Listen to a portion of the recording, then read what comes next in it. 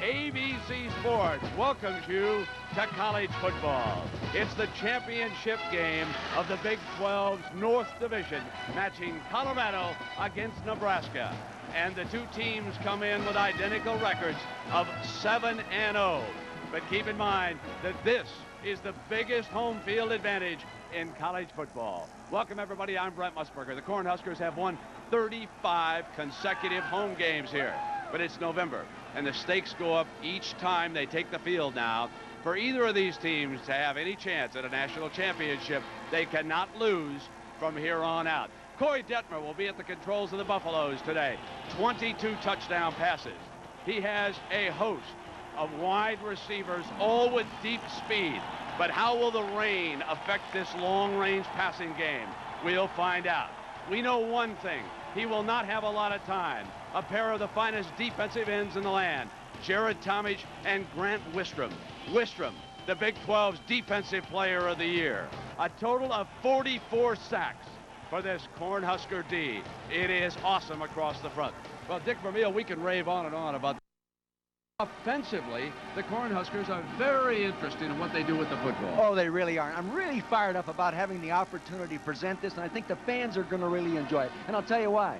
They run the option. They run passes off the option. They run the power. They run passes off the power. They run the counter. They run passes off the counter. They run reverses, throwback passes, halfback passes. They do it all, and they do it real well. And, you know, the other thing, in contrast, is Colorado. Now, they come to throw the football. Multiple receiver formations, and the receivers can really fly. The fastest group of receivers we'll see at any time, maybe even playing on Sunday. But with everything considered, Nebraska has a big edge in the special teams. And Nebraska has an edge in coaching experience.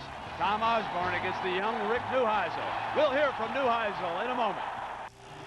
Rain continuing to fall in Lincoln, and let's go down to Jack Arute. Jack? Rick Neuheisel had intended to be with us, but Colorado won the toss. He said, look, I've got to be ready for the first offensive call. I also asked Rick just moments ago, what was the weather going to do to the offensive game plan? He said nothing as long as the wind doesn't kick up. I also asked him about what you alluded to, about losing, you're out of an Alliance Bowl bid. He said, hey, they've mailed the invitations to the bowl games, and we're not on the invitation list. He says, well, we're going to crash the party, something that I've done before. All right, Jack. That means that Nebraska kicks it off here with Chris Brown, a very talented, long-range kicker, and we will see what kind of depth he gets in this weather. Beautiful. It'll come out on the 20-yard line. Senior Coy Detmer from Mission, Texas. Folks, he's been here before against Nebraska, and it has not been pretty. Something to prove, as he was intercepted a total of 3 times and sacked 5 in his 2 appearances. Our Chili's backs and receivers. Herschel Troutman. Can Colorado run the ball? Troutman would be the key, number 5. Well, I tell you this, they plan to run the ball if they can there, Brent, and they want to start out that way. They will open up with a tight end to the right side of the formation, and then Detmer will change the call. But he wanted Troutman to stay right there. Having trouble hearing, Troutman squeezes a couple of yards out of the middle of that offensive line. And here is the offensive line. Naioli, his big guard, was trying to move the pile there. Number 65, Kyle Smith, 52, the other guard. And the center's Adam Reed. Now, the defensive story today, and it's a good one. Look at the bottom. Terrell Farley, their great linebacker, is gone. He's suspended and will not play today. It means that they will have to replace one of the best players on that defensive front. Play fake, Detmer hit on the release. That's how little time he has against this defense.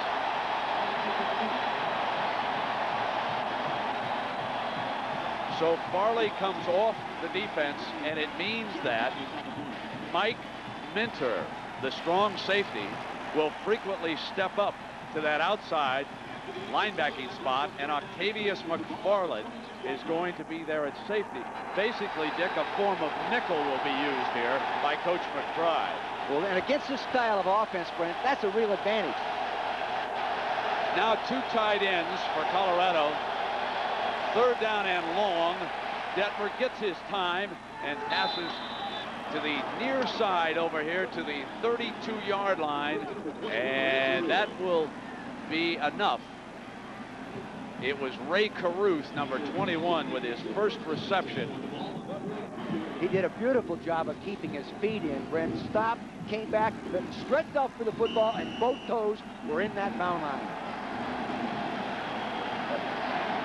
So the ball is on the Colorado 32-yard line. First down, Buffaloes. Troutman, hole on the left side, and he burst through for 7 yards. Big hole on that left side. There was a hole there, and then number 10, Michael Minner, who's the safety you mentioned, Brent, up playing outside linebacker for the first time in his career, had to take on a great big offensive lineman. Did a pretty good job, but he got his fanny whipped anyway. Well, clearly the Colorado coaches now have seen that change. It had not been publicized as to what McBride was going to do with Minter, and they will try to get at him with the run. Oh, I'm sure they will, Brent. They haven't given much up in the last 7 games, as you can see by that graphic. Using Troutman on a draw play, big hole again, and it is close to midfield for another Colorado first down. Now there is one thing that the Buffaloes must do when you come into Lincoln, and that is run the football. Well, and they run the football here. It's a draw, and they run it a quick draw, Brent. They've moved the fullback up in closer to the line of scrimmage so he can hit the draw a little bit quicker, and it paid off right there. They want to establish the run to slow down the pass rush. Johannigmeyer, number 81, brings the play in from Rick Neuheisel's sideline. He is the tight end. He is the run blocker of the group. They go with a slot left double tight end, and they hang in here with Troutman on a play fake. Detmer getting time, fires complete to the 36-yard line.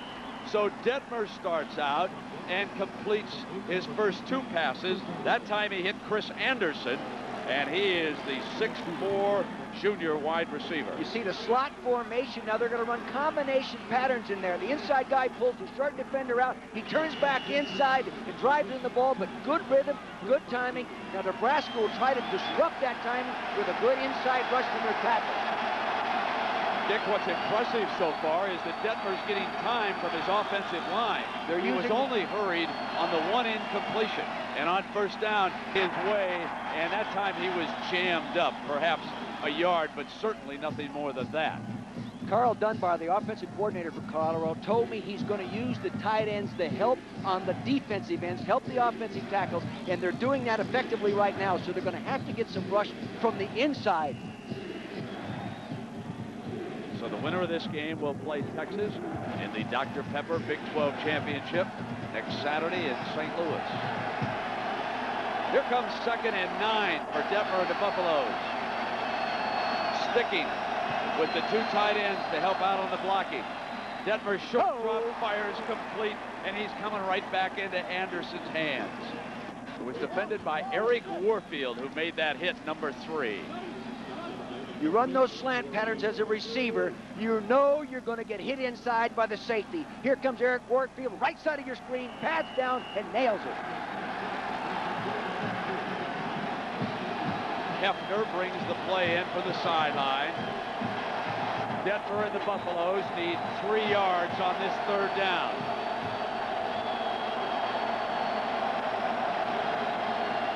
Short drop again, deflected, incomplete. That was Hess, number 44, the middle linebacker who was there defensively. He's a real good football player and a very smart football player. He's strong enough at 250 pounds to move up and play right nose on a guard, and they do that, and he's got the ability to leap and back the ball back like he just did there, Brent. Now here comes a big change for Colorado. Here at the far right side of your screen, you'll see him leap.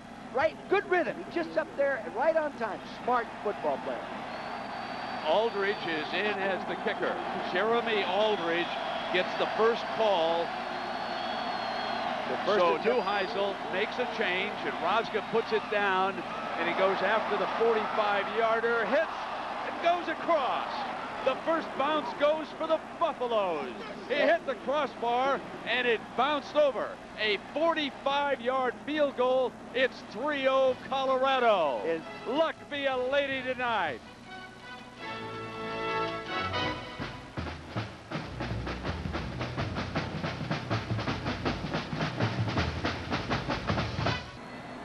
very important.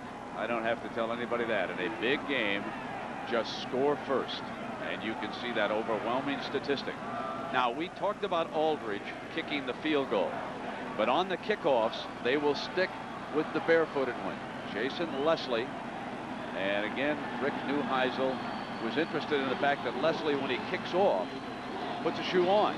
But when he kicks the field goals, he takes it off. And I asked the coach about that, and he said, well, you know, he's a kicker. And that explains everything, believe me. There we go. He sheds the shoe, and here he comes.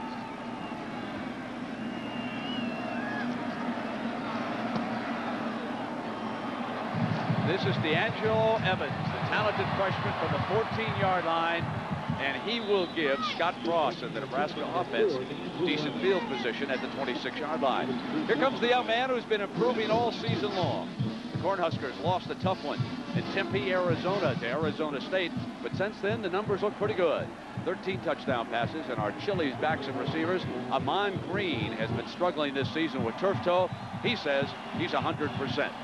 So we'll get the first call, and certainly Colorado and Nebraska fans remember the first play from scrimmage a year ago in Boulder when Amon Green took off for a touchdown.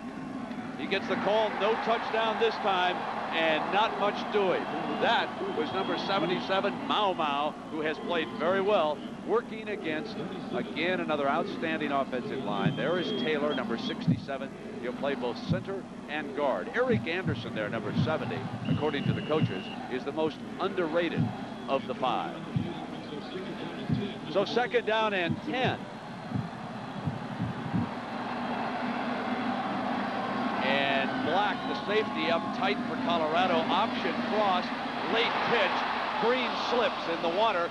Rosga took the pitch man, but Green slipped down at the 32. A.J. Kristoff, defensive coordinator, Colorado, has them in an 8-man front, meaning they're bringing 8 people up in position to defense the run initially.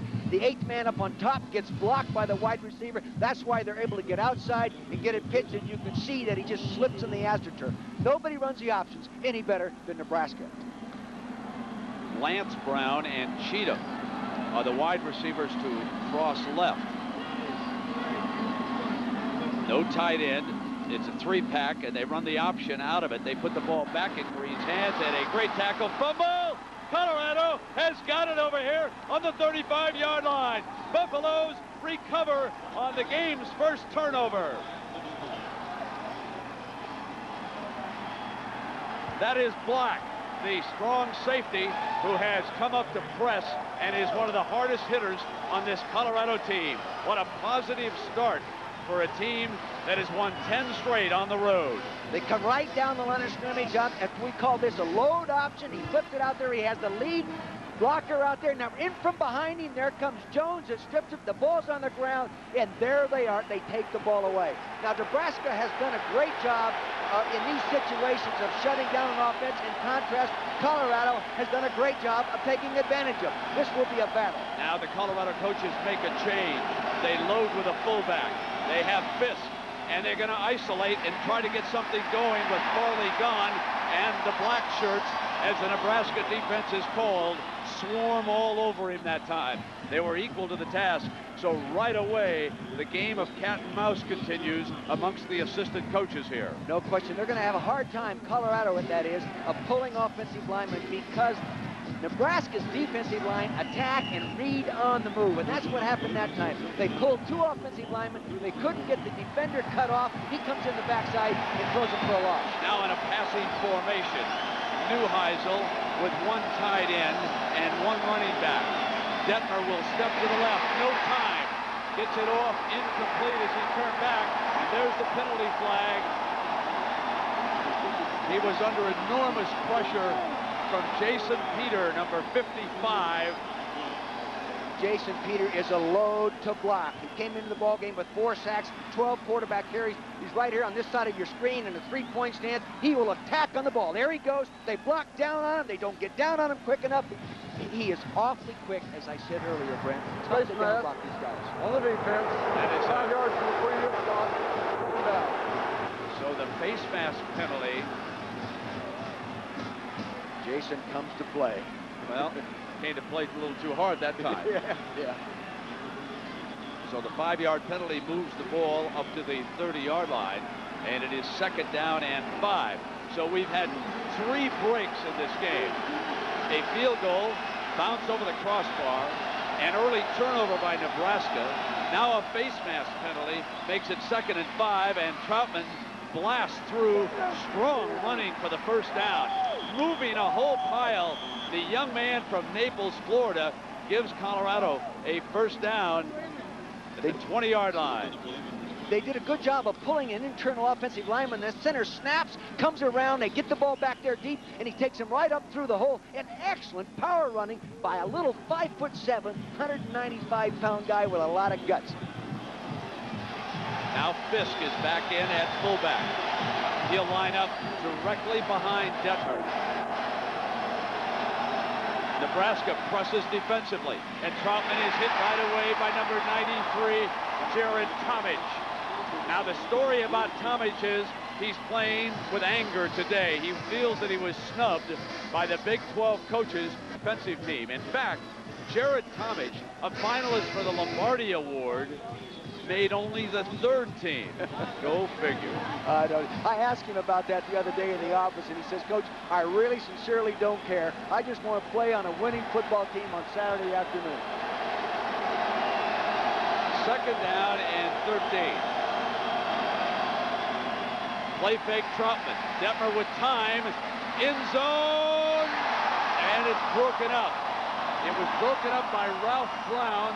They went after the freshman cornerback on that side, and he was equal to the task against Ray Caruth. You see Brown, number 2, middle of your screen. See, he's got the short flat outside, no one in front of him, so he drops back and does a great job of getting back there and helping Eric Warfield, number 3. An excellent job, excellent coaching by the secondary coach to teach him, nobody in front of you, fall back and help your safety. Excellent job, excellent throw as well, Brent. It was there, just good defense. 3rd down and 13. A 3-pack to the right. And the tight end, this formation as they go empty, puts everybody on the right side. Offensive line holds, snap, throwing complete. And that was number 22 again, Ralph Brown. He was up, bump and run, did a great job reaching around with his left arm and just flipped it away. They went after the right guy, so he got the inside position on him. He's going to throw the ball. He's got his right hand on him. He reaches in, pow, knocks it away. And the tight end, Tennyson McCarty, went down the hole, wide open, and he didn't see him, Brent. This has to be somewhat discouraging to Colorado and its coaching staff. To have field position like that, Jeremy Aldridge, who kicked the 45-yarder, is now setting up to see if he can add a 40-yarder. Remember, this is the first game he's ever kicked in for Colorado. And it will not be his last. It's 6-0 as Jeremy Aldridge puts 2 field goals on the board. But Nebraska breathes a sigh of relief that they didn't give up a touchdown. The Dr. Pepper Big 12 championship game next Saturday in St. Louis. Texas has qualified as the winner of the South, and the winner here moves on. Colorado changes field goal specialist and winds up with a 6-0 lead. And you know, you and I were both second-guessing that decision to come with a brand new kicker at the end of the year that's never kicked in the game, but it's worked out positive, a good decision by Neuheisel and his staff, and emotionally that's got to be a big lift for the rest of the squad because they now know they can make a field goal. Colorado needs a little more depth on the kickoff if they can get it here. And this one is a little deeper. Evans back at the 3-yard line. They push him to the middle. And Evans, the freshman running back from Kansas, out to the 25-yard line. So let's go through the Colorado defense and take a look at the fellows who will try to keep this outstanding offense in check. There you see Greg Jones, number 59. He was very active on that turnover. Created a big play for him already. And of course, Matt Russell, a talented linebacker. Number 2, Damon Wheeler, the freshman corner's in there, Brent. And Bennings, the running back. and there's a penalty flag thrown on the play. So after the fumble by Green, the coaches switch to number 21, Damon Benning, the senior from Omaha Northwest. Well, he's got a lot of experience. He's carried the ball 268 times in his career. He's a senior, yes, but he's, you know, almost as efficient running the ball, averaging 5.5 yards a carry. So he knows where the end zone with those 7 touchdowns he scored this year.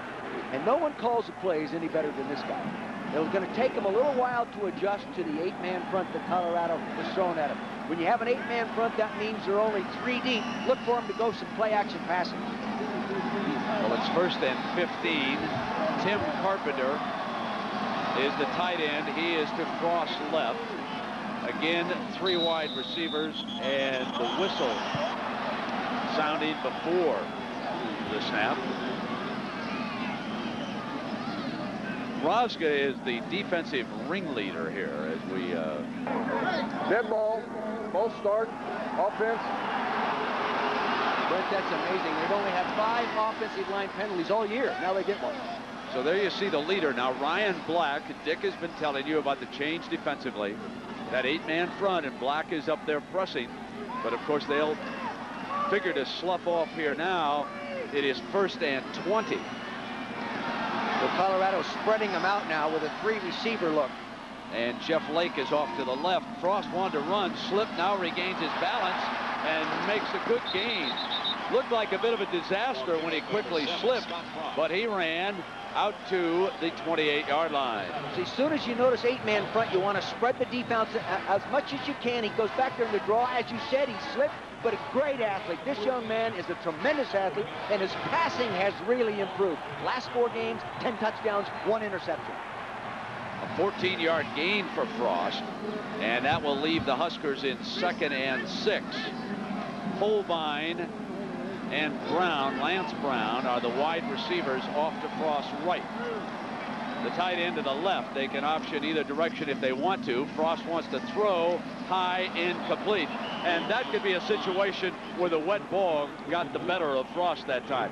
He is not the slickest passer you have ever watched. And if there is a real significant change offensively, it is the fact, of course, that Nebraska does not have Tommy Frazier to fall back on. But Frost, an excellent runner. He has improved in the passing department, and Osborne now making his decision on 3rd and 6. They'll run a double tight end formation. Benning still the tail. They run him on the draw into the middle.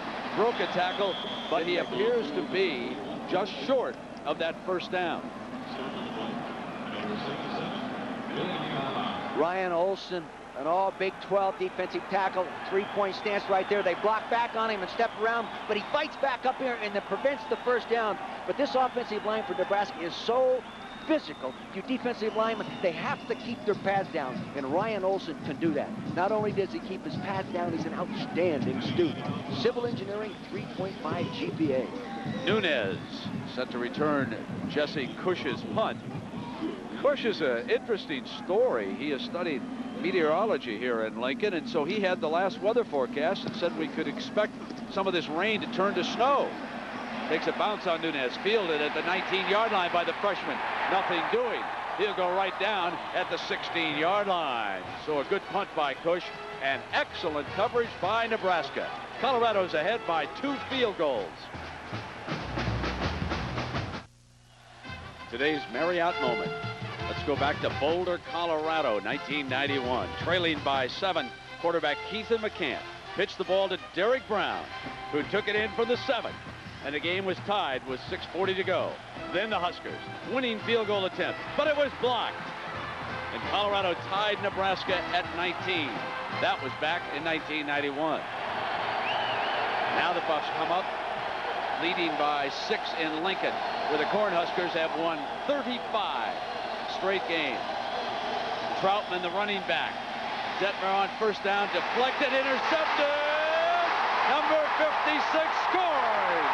That is Jay Foreman on the deflection. And just like that, the Huskers have tied it.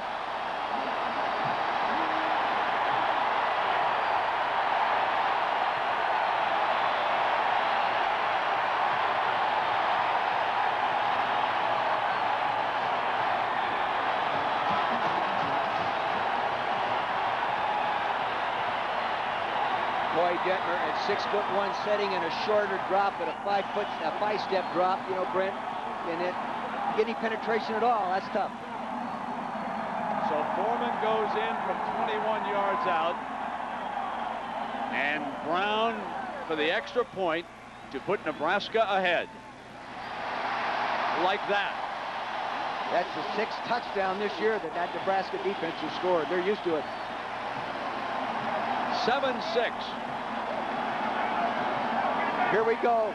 Good rush right up outside there. See, good push inside. Good rush outside, but good tackle penetration by Jason Peter. He gets that right arm up, bats the football into the arms of Jay Foreman. No one out there covering from an offensive line standpoint. They're all in there battling pass protection-wise. Touchdown. Here comes Winstrom off the corner. Good hard outside rush. Gets a push. That forces him back up inside. Bats the ball. Look at it wobbling there. It looks like a lame duck. But Foreman didn't care. He saw the end zone. They're having trouble blocking Peter. Remember, he made another big play that was negated because of that face mask penalty, and that time they couldn't handle him either. He raised a hand, deflected it, and now Nebraska leads it. So here comes that point when it is very important for the Buffaloes to get a decent return on a kickoff. They're coming out of the closed end of Memorial Stadium. If the Huskers cover this well and bury Colorado back there, and last time, remember, they kicked it out of the end zone, then this crowd's going to make it tough for Detmer and the signal callers down there. Nunez and Stiggers are back, but the last time it didn't matter because Brown whacked it about 8 yards deep. Jackaroo. Brent, Nebraska relies on their defense. We see that evening up the score now. But consider this fact, 50 schools from around the nation came here to talk to Charlie McBride over the offseason, asking McBride what the key to the defense was. Listen to some of the schools: Ohio State, Tennessee, Virginia Tech, and tomorrow's big opponent for Florida, Florida State. They like what they see in Nebraska's defense. They like what they saw against Danny Werfel and the Gators in particular, and this one will not be returned. So Detmer and the Buffaloes, trailing for the first time, come out to the 20-yard line. Speaking of Danny Werfel, Florida and Florida State, Tallahassee. You just want to know the time of that one. You'll be there. 12 noon Eastern, 9 a.m. Then Tiger Woods against John Daly, Freddie Couples, Tom Watson. That follows the football. And then, of course, tomorrow night we'll have prime time action from the Los Angeles Coliseum. Lou Holtz and Notre Dame against USC. And an embattled John Robinson. Detmer with a first down. His tight end is over to his left. They run to the strong side, and Peter is just off to a monster. They are not blocking 55. He just took Kyle Smith and stuffed him. Good control. He had both hands on him right there. You'll see what I'm talking about right in the middle of your screen here. Number 55, he's down a three-point stance. He butts straight up, right in the left hand. Now he throws him, moves back in there, pads down, helmet up, pops him one. Fine defensive play. Fine play. Look, he's a man, isn't he? And Peter is playing right next to Tomic. Jason urging the crowd on. And Minter comes up to that linebacking spot on the right side of the defense. Movement now by the left side of the offensive line, and this will be a penalty as number 75 moved for them that time, Dick. He did move, Brent, but now this time another guy moved. They moved Jason Peter over to line up on Chris Nioli, the big All-American guard. That'll be a nice matchup. Those two guys There are 2 fouls on the play. Dead ball, false start on the offense. Dead ball, personal foul on the defense. Here's Tomic coming to the inside right there. Grabs him right there. Oh, he doesn't let him down. Look, he's trying to hold him up. A little friendly love tap there. Now, Tomic getting an explanation. He's saying, I really was trying to hold him up on that. I didn't mean, but of course the whistle had sounded. So when he made that contact, then they had to throw the penalty flag. Right. Let's give him the benefit of the doubt. He didn't hear the whistle. Yeah, I clearly think that it was accidental on his part, but Colorado will take it. Thank you very much. But Dick, the storyline that's clearly developing here is whether or not this Colorado offensive line can stand up against this defensive front. Well, they're still trying to run the ball. They cannot quit on running the ball. Yes, they're not running it successfully that much, but that does constrict defensive people. It tightens those defensive ends, and they'll get the ball outside in the passing game. Now they spread them out. Now Peter moves over to the right defensive tackle, and there's movement again. Dead ball, false start, offense. You know, Nebraska is Colorado is very, very close to breaking the school record for penalties. They came in with 88. They need 92, and they'll be the worst penalized team in the history of Colorado football. Here's number 75 right there, Aaron Wade. He's going to move a little early. You know, I might move a little early if I looked up and saw Grant Wistrom there, too. In fact, I'd go high.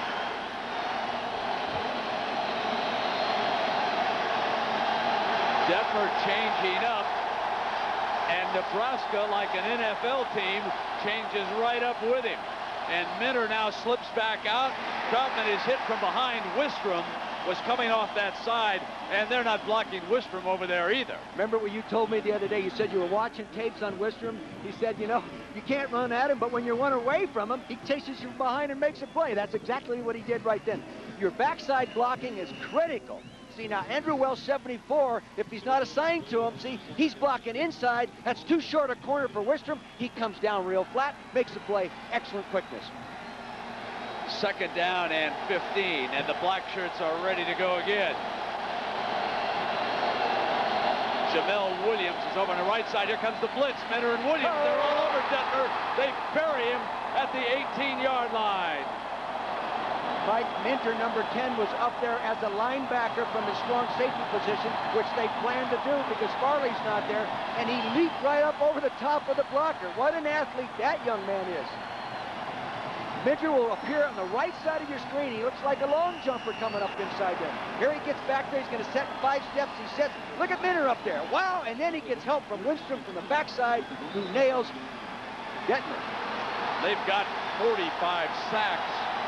At 44 coming into the game, and they're showing no signs of slowing up here. They only needed 6 to break the school record. Minter up on the left side. Huskers press again. Here comes Williams downfield. Detmer goes incomplete. Hefner is tied in, and there is a penalty flag. Before the snap, dead ball, delay of the game, offense. The closed end of the stadium. Things start to go badly here in Memorial Stadium, and suddenly it mushrooms. Jackaroo. Red penalties have been a problem for Colorado all season, so much so that what Rick Neuheisel did early in the season, he started getting volunteers and referees from high school and surrounding areas to come in and actually work at every practice, trying to cure his team from committing so many penalties. What was the penalty for bringing a penalty in practice? Run the stairs in Boulder. You ought to use a baseball bat. Maybe you'll get their attention. The Husker defenders know about this closed end, and they have been urging the crowd to stay alive. The blitz, Jamel Williams chasing Detmer, got him on the release. It was Williams coming from the blind side. Andrew Welsh, number 74, the left tackle, cannot block Grant Wistrom by himself. They're going to have to help him. As they said, game plan, they would do this. From the left side of your screen, you'll see the flash. That'll be there. Here he comes. Gets him right there at the end. Can't get him down. That's why Williams is the leading tackler on this great defensive unit. He, too, was snubbed by the coaches when they selected their first-team defense. There were more Colorado Buffalo players to that defensive unit than the Cornhuskers. And it has been the talk inside that locker room all week long. Allows a punt. Under the pressure, and McFarland fields it at the 43, almost in slow motion when he made the catch. Good coach's decision, Brent. That time they had 3 deep safeties to field the punt, because anticipating maybe in this weather a lousy punt, right there to field it. Yeah, that has been a feature of the Cornhusker punt return teams through the years, Dick. We saw it used to the Huskers' advantage back in Manhattan, Kansas. Right. Good decision. Now Frost and the Huskers. Thanks to the great Nebraska defense, the Cornhuskers lead Colorado by a point, 7-6. Buffalo's kicked 2 early field goals. Option Frost. Got it Pitch clean. man's Binning. It's wide open, but there's a penalty flag on the far side. And we see running backs slipping in the sloppy going here in Lincoln today. This is going to be against Colorado. He comes down the line of scrimmage. He waits for the immediate pressure, flips it with his right hand. And see, this has a high arc, this turf does. And he's going downhill when he gets there. He tries to get those cleats in the ground. He can't do it. Not in the ground, in the turf. Offside on the defense. 5-yard penalty. Replay first down. So it's 1st and 5. They're audibling to that option against specific fronts that time, especially in the direction they want to go, Brent. When they see the end man outside the tight end, they take the ball to him and then pitch it up. 2 wideouts added to the Nebraska attack. A tight end and a wideout leave. But they still show the tight end over here to the left, the fullback, and now there was movement against Jones, and that was Sheldon Jackson who was getting into it with Jones, the big tight end, busted across. A.J. Kristoff, Both start. Offense.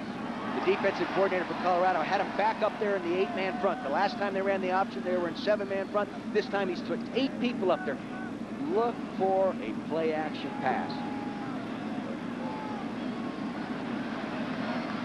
They're at the Colorado 44-yard line, the Huskers are. And again, the shuttling of receiving personnel with the plays coming into Frost. The messenger brings it in. Brendan Holbein, the wideout, is off to Frost's right. The fullback is Schuster. 8 guys He's up. in front of Binning. Option, it's Binning, comes clean on Black. He slips, dives forward to the 37-yard line. On a dry turf, he scores with that. On a dry turf, he'd go with it. Real good job with it. Fake to the fullback initially, then they send the fullback up to block the man trying to come to get to the pitch. You'll see what I'm talking about from the right side here. You watch the fullback as he fakes and then goes into the perimeter to get a block. Fakes, now follow him, there he goes. He's looking, bang, nice block, but the runner slips. 2nd down and 4. The Buffaloes back off the wide receivers, and it is D'Angelo Evans, the freshman, his first carry, short of the 1st down. He'd reached the 35-yard line, and the whistle had sounded on this play after several Buffaloes wanted the football after that, but the whistle had sounded and he was down. His forward progress was stopped. Here's big 70 Eric Anderson pulling around there trying to, but penetration got to him and he couldn't get a clean course all the way to get to his responsibility. Give credit to the defense. Yeah, Greg Jones doing a good job. It's 3rd down and about a yard, so 10 touchdowns for D'Angelo Evans. You know, he's a wide base runner. He can run on this kind of turf. Got a chance. Steps, spins, moves, and there's why the coaches love his future. To the 28-yard line. You see how he runs? He skips, he keeps his feet apart, he can dance around. He's a patient runner, you know, which is amazing for a true freshman. But he'll come in there, follow him, ladies and gentlemen, as he moves to the line of scrimmage, number 4, middle of your screen. His base will be wide. See, wide base, back up inside, working upfield, 1st down. That kind of guy can run on this kind of turf. If he reminds you of Barry Sanders, perhaps he should. He broke all of Sanders' rushing records. He's from Wichita, Kansas. They play fake to him. Frost all kinds of time. Goes down to the end zone. Incomplete. The other side of Federal, who had come off the left and turned back to the right. Tried to get down between those 2 safeties. Now Colorado committing those linebackers to stop the run. You run that fake, you pull the linebackers. But the 2 safeties were sitting back there, good discipline, just watching for something like that to happen. 2nd down and 10. And again, almost on every offensive play, Osborne and Nebraska substituting 3 players as the rain continues to fall. It has been raining since very early this morning here in Lincoln. Strong to the right, Schuster, the fullback, with his first call behind the right guard, short of the 25-yard line. Terrell Cade, the defensive end in the game, making the stop for the Buffaloes on that play. I'm surprised they didn't audible out of that play because they really had all 8 people up there defensively to stop that kind of a run. So we come down to the end of the first quarter. The Buffaloes kicked a couple of field goals, and then Nebraska answered with an intercepted pass by Foreman for the touchdown. The extra point putting them ahead. This, the last play of the first quarter. They put it in Holbein's hands, and he's to the 19-yard line. His first reception of the day, and the first quarter comes to an end. Nebraska, a 3-touchdown favorite, leads by a point, 7-6.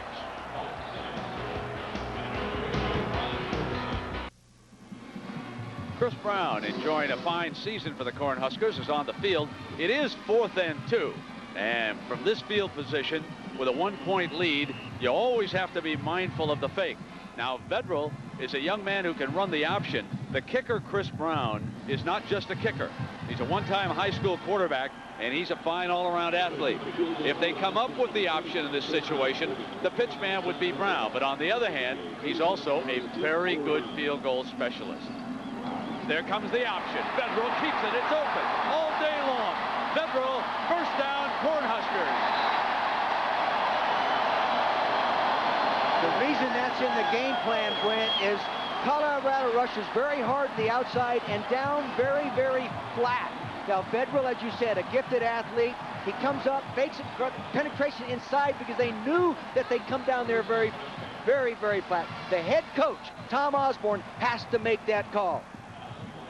No assistant makes that call. Disheartening for the Buffaloes.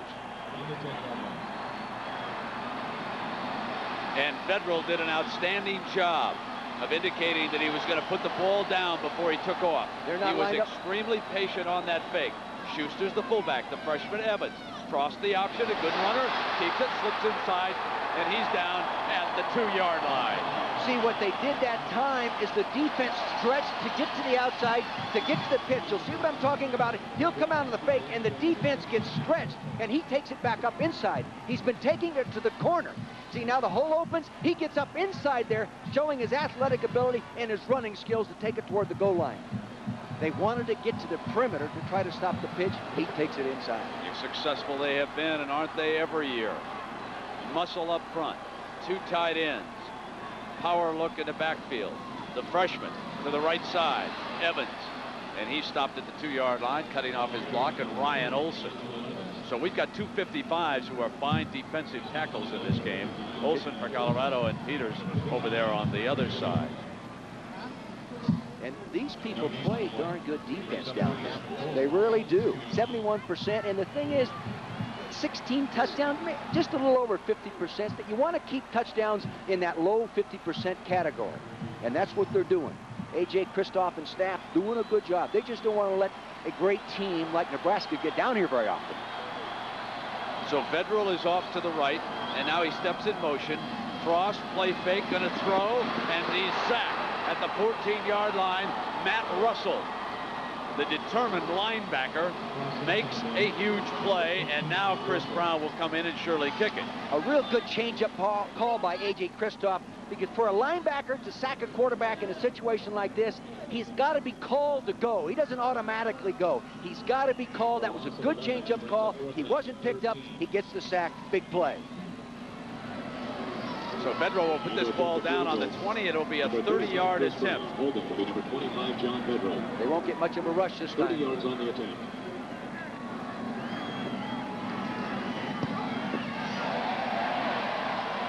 And it's good. See what that did? No rush at all. They said, hey, you got me one time. You're not going to get me the second time. Brown's field goal boosts Nebraska to a 10-6 lead. We'll be right back. Nebraska's defense. They were the story of the first 15 minutes. The sights and sounds of how the Cornhuskers forged a lead.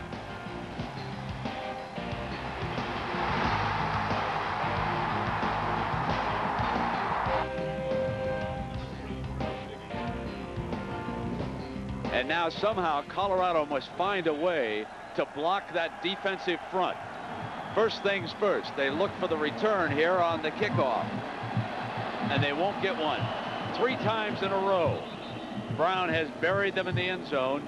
And you could see the difference. Their first 2 scoring drives for 64 yards. But again, they did not put 6 points on the board either time. Now, Rick Neuheisel's been unable to get downfield. There's just not much time for Detmer to do that. His offensive line, especially against number 55, Peter, and Wistrom, number 98 for Nebraska. And they've also had lousy field position starting those last 2 drives too, Brent. Combine that with quarterback pressure, you're in trouble. So Welsh and Thomas will try to tackle. Troutman, and Hess brings him down at the 29. Jack Arute, it's not good footing in the wet going down there, is it, partner? No, Brent, it's a little wet, a little slippery, but here's what's surprising. On the Colorado side, they have the shoe boxes here, but it has not been cracked open. Nobody's changed shoes. On the Nebraska side, the running backs specifically have been coming off the field after each series and trying different types of shoes. Now, you would think with this being the home field that Nebraska would know what kind of shoes to wear.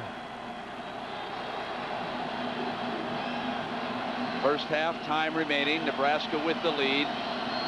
Caruth is slotted to the left. Detmer licks in that way.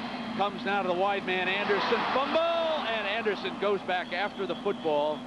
He had the first down. Ball came loose, and Anderson pounced on it. It is a first down, Colorado. You use the term after. Well, I think they're going after true freshman Ralph Brown as much as they can. One-on-one situation, 22 Brown, a true freshman. Anderson, a junior with more experience. You're going to try to get the big guy with more experience on the true freshman, but the true freshman steps up and makes the play. I believe they have called it incomplete on that.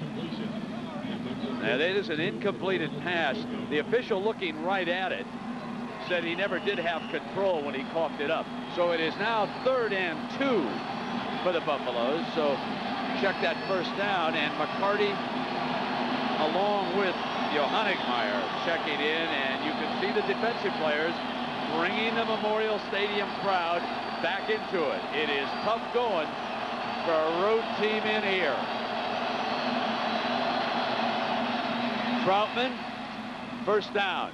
Good run by Troutman. He has that low center of gravity, and he dove for the first down. Combine the low center of gravity with a good base and attacking the line of scrimmage rather than going parallel, you can move the football on the slippery turf.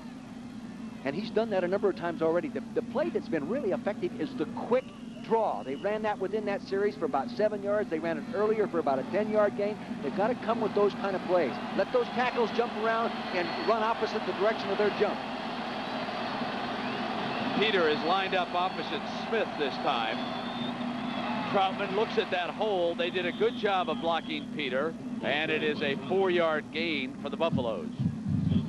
Well, Rick Neuheisel told us, Brent, that he was not going to get away from the fact that they came here to try to run the football, and even if it's 3 and 4, but they're going to try to keep that within the entire game because they had confidence that their defense could keep it close and they'd get a big play somewhere in their passing game.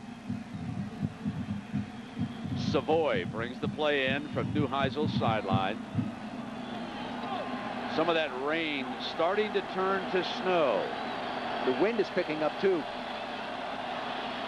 Now Peter is matched against Nioli.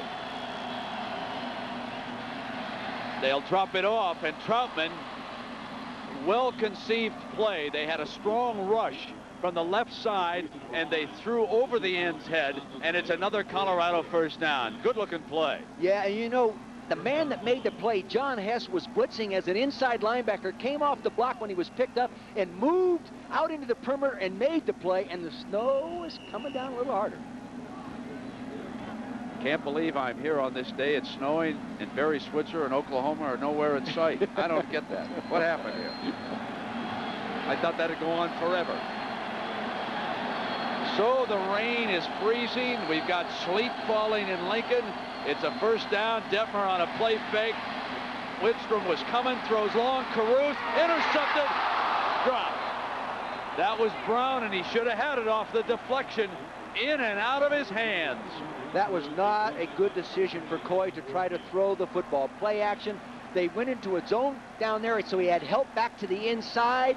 He should be able to read that. That's one disadvantage of play action passing, because you can't always see what's happening as you make your play fake.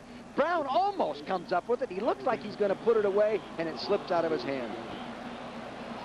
Boy, you don't want to lose that guy. Shaken up. The big play wide receiver comes over to the Colorado sideline. Of course, he's out of Sacramento, where he was a fine high school running back. Set all kinds of records that a defensive back at Colorado by the name of Wheeler has now broken. Second down and 10. They pull Nioli. Troutman behind the guard with the hole, and he runs to the 46-yard line. So Nioli lined up against Peter on the pull that time. He leads the way for Troutman. Big Wistrom out there was in on the play because he's the defensive end, and he constricts it. He moves back down to the inside, tight ends it, and he holds his ground, see, and pushes it back up inside. And big Melvin Thomas at 320 pounds comes up inside the hole. They make 4 or 5 yards. Not a bad play. So it is now 3rd and 6 for the Buffaloes.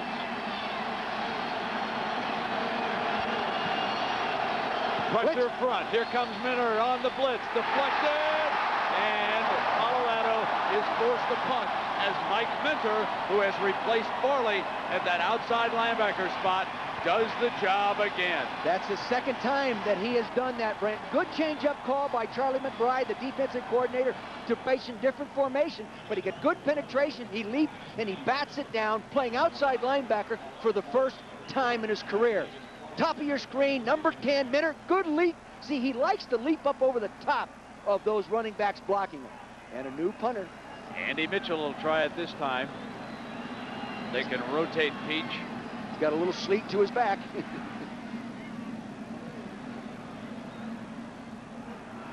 From the 12-yard line, it opens for Fullman. And Fullman slips. He is down at the 22-yard line. And that's where Nebraska will put it in play, leading 10-6 in the sleet in Lincoln. We'll be right back.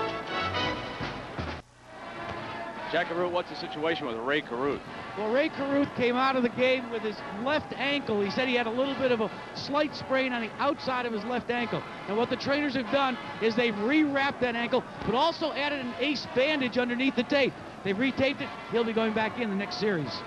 Well, Jack, we want to pass along a very happy Thanksgiving to everyone who is watching this game, and certainly we always enjoy coming to Lincoln. Dick, let me ask you about a big favorite like the Cornhuskers in raw, tough weather. What does that do for an underdog like Colorado in this situation? Well, there's not going to be a lot of scoring by either team, so it keeps it closer. But the disadvantage, but Colorado likes to score in the big play, and that'll be a little bit tougher for them. Nebraska with the lead and the football, and it is the freshman, in case you're wondering about his workload. The Nebraska sideline has set up the word that Amon Green is suffering from another foot injury.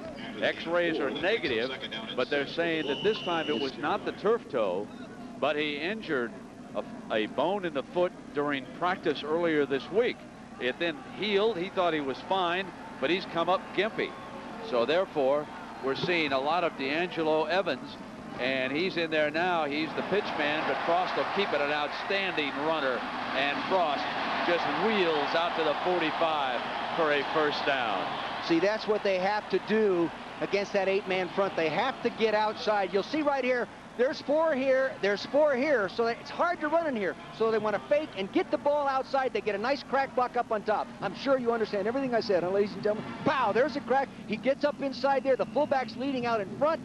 Good running skills by the quarterback. First down. Well, Scott's father, Larry, played halfback here for the Huskers back in the 60s. He was at practice yesterday watching his son get ready, and his mother, Carol, threw the discus for the United States Olympic team in 1968 down in Mexico City, and then Carol coached the women's track team here at Nebraska from 1977 through 80. So the young man, Scott Frost, comes from an athletic family.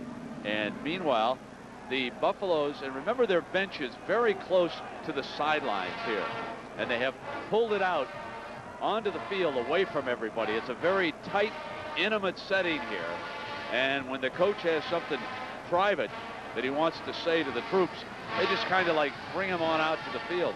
I remember Hubie Brown in his days when he coached before he became a broadcaster. He would say, yeah, you can come put a microphone in my huddle until I pull the team out on the floor. Then stay away from those microphones because the folks might hear something that they shouldn't. Yeah.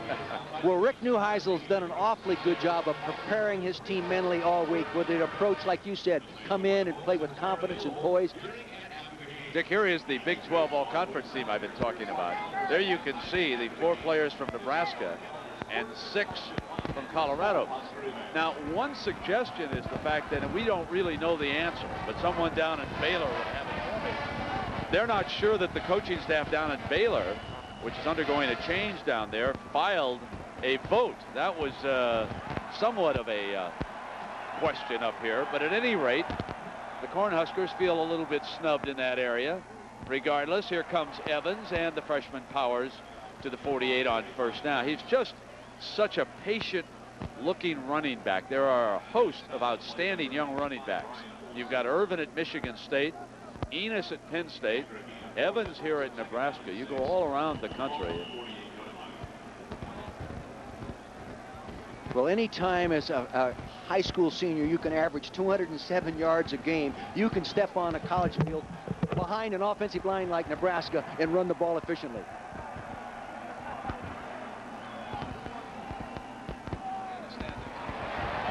Problem which we apologize for, and we will get it fixed here as quickly as we can. Normally they run that counter outside. Coming into this ball game, they want to run it both inside and outside. They want to run it inside to constrict the good defensive ends like Greg Jones and Nick Ziegler, to get him down in there tighter so they can then get outside with the counter later in the ball game. Third down and a long 2.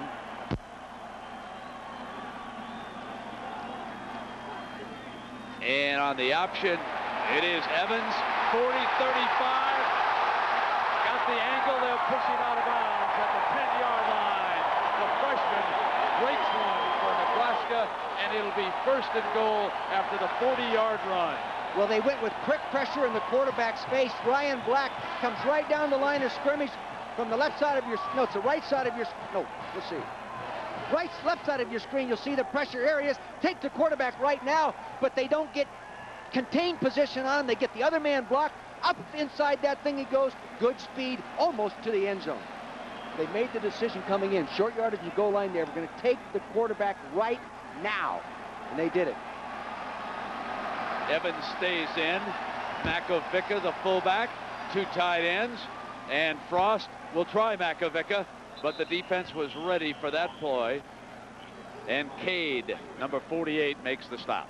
Boy, I tell you, Ryan Olson carries a load inside there. They tried to trap inside there. When they blocked back on him, he just stuffed it back in there, and the guard couldn't pull around in good position to make his trap block. Boy, what a force inside. Mau is not on the field defensively for Colorado. Marshall has replaced him on this series. Second down, and Frost changes up at the line of scrimmage. Cheatham is his wide receiver to the right. Evans on a delay, has a crease. Evans, touchdown, Nebraska.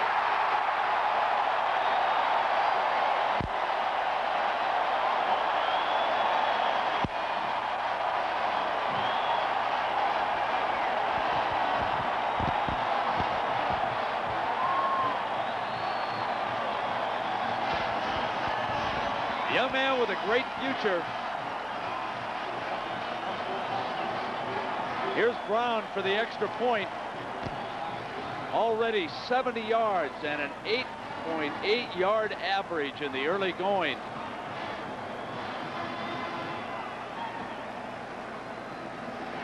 Nebraska ups its lead. Remember, if you just joined us, Colorado jumped out to a 6-point lead, but then the Huskers woke up, and now it is 17-6 with the freshman Evans squirting into the end zone. The Nebraska offense puts its first touchdown on the board. The defense scored earlier on an interception. There's the average drive this year for the Cornhuskers. Take a look at this one, Coach, huh? One play a little bit beyond their average. That's right. What's wrong with this bunch? I don't know. We got to talk to Frank Solich, the offensive coordinator. Nunez and Stiggers. And this is Nunez. 25, weaves his way out to the 29, but there's a penalty flag thrown on the far side.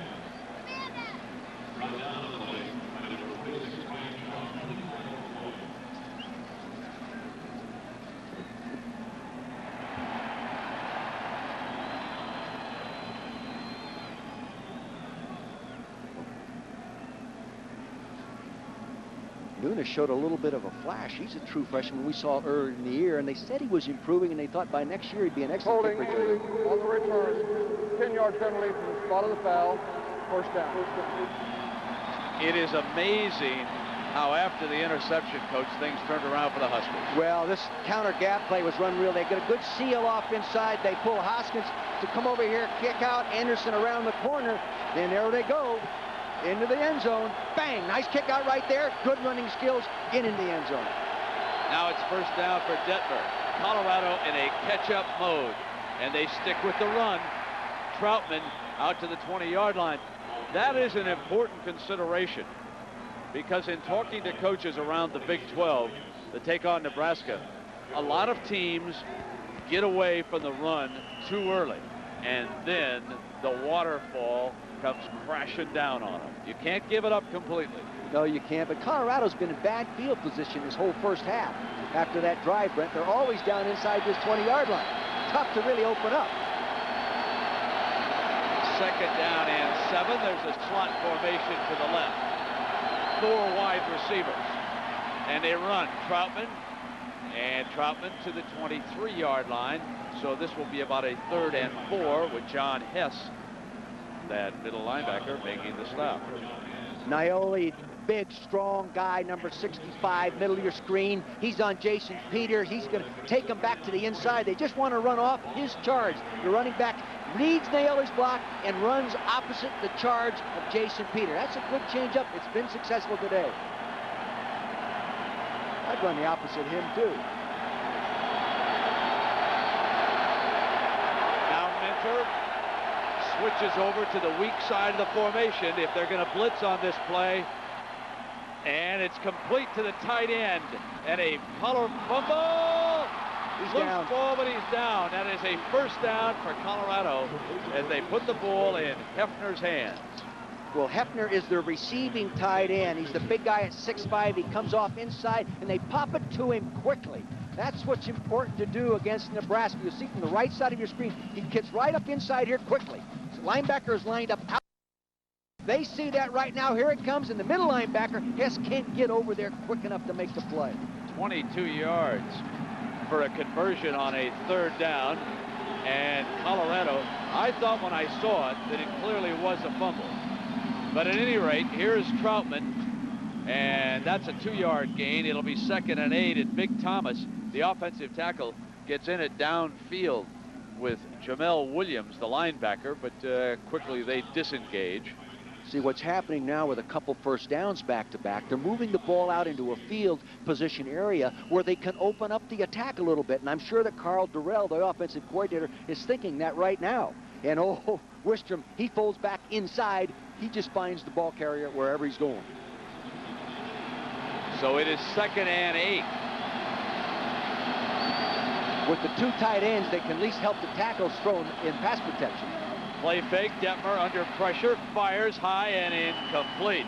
James Kidd was the wide receiver, and Detmer goes down on the release. That was Jamel Williams, the fine senior outside linebacker that pressured him. You know, everyone talks about sacks all the time, Brent, and they are important. But the advantage to pressure, you can intercept the ball thrown poorly under pressure.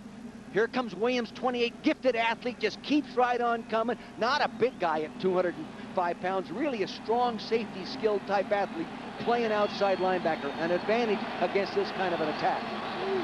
3rd down and 8. Detmer looking for a play. Naioli is lined up against Peter. Switches, he's got McCarty, but it's short of the tight end, and the stop was made by Eric Warfield, the free safety. And that was a mismatch physically, but good tackling fundamental technique. He comes up and really pops him, but a big tight end at 260 pounds many times will run over that smaller safety if the safety doesn't tackle fundamentally correctly, and Nebraska kids really tackle well. Good athletes normally do. And with that tackle, Colorado forced to punt. Mitchell on the field to punt. In the punt for the Buffaloes, number 28, Andy Mitchell, back deep for the Huskers. Number 12, Mike Pullman. Andy Mitchell with his second punt. Pullman back deep, standing at the 10-yard line. He's very dangerous. He had a 62-yard touchdown run this year, a 72 last year. Not going to return this one very far. He's going to let it go. Going to take a Colorado bounce, and it'll be down around the 17-yard line. Well, the huge one coming up in Tallahassee tomorrow, and to find out what we got cooking from there at halftime, let's go now to John Saunders. John, how's the weather down there?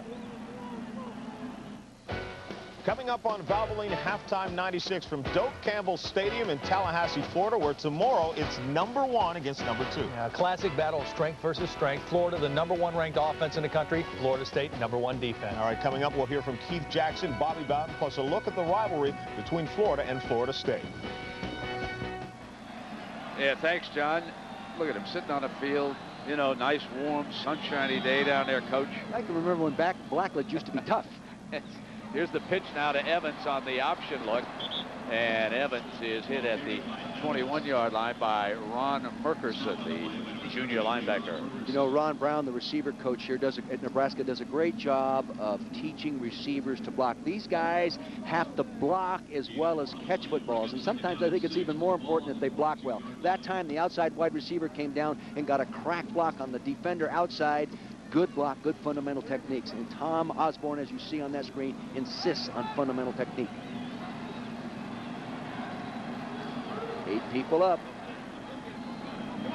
Frost on second down, hands to Evans, and Evans is whipped at the line of scrimmage that time.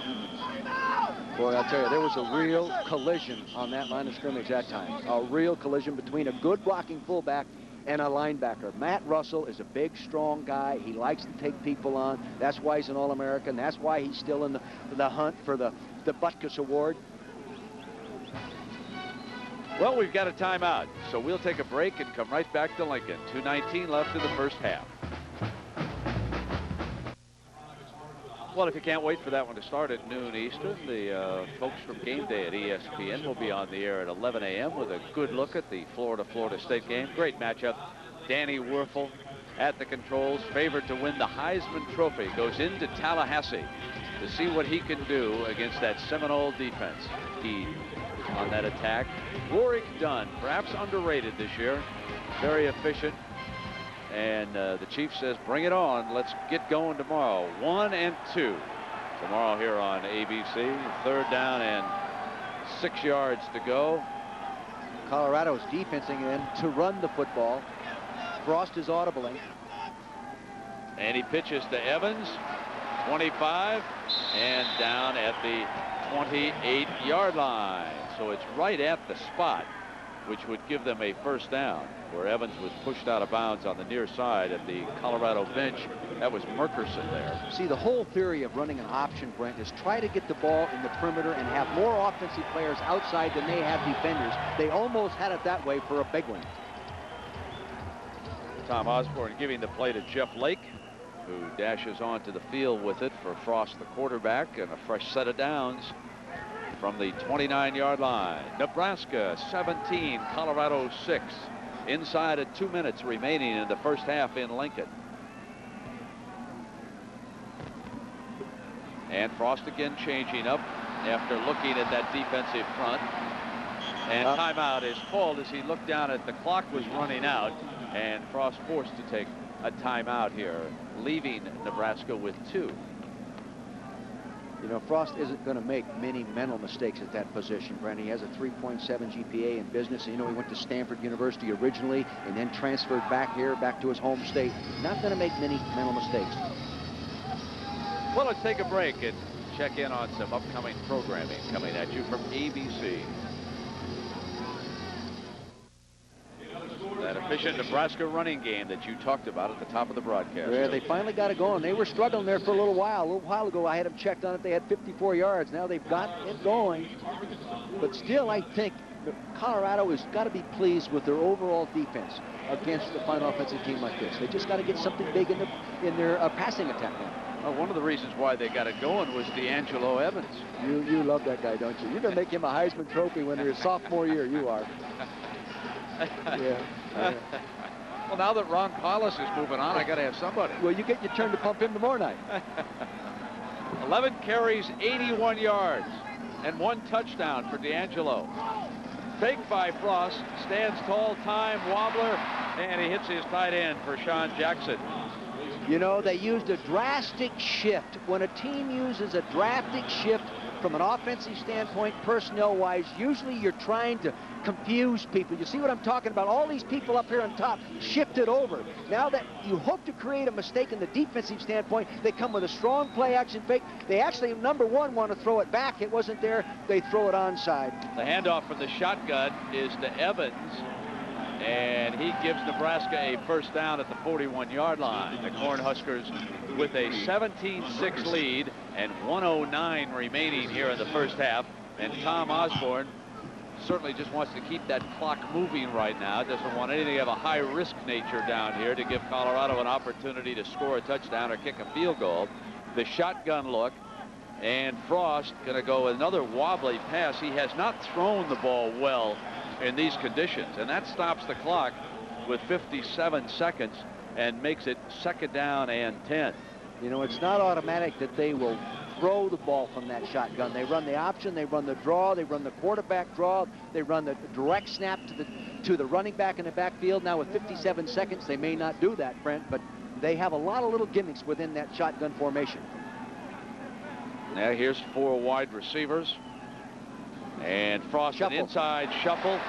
Evans to the 49-yard line, and again he's right at the first down marker, Nick Ziegler. They got the full package. And it's Florida State tomorrow, followed by the skins competition, and then tomorrow night it'll be Notre Dame at USC. So 3rd down and 1, 30 seconds to go. Evans, a first down, continuing to power ahead. Makavika, the fullback, one of the blockers over there. The clock is stopped in the college game after a first down, and that will allow the Cornhuskers to take a crack at it if they wish here in the last 24 seconds, leading it 17-6. You know, Matt Russell has really been a thorn in Nebraska's running game inside there. He's done an excellent job of stuffing the stuff right at him, and he did it that time and made it bounce over there. They still got the first down, but it wasn't his fault. Now let's see if they can give Chris Brown a last-second shot. He kind of went the wrong way with pushes the ball, and it is incomplete. He went the wrong way, Brent.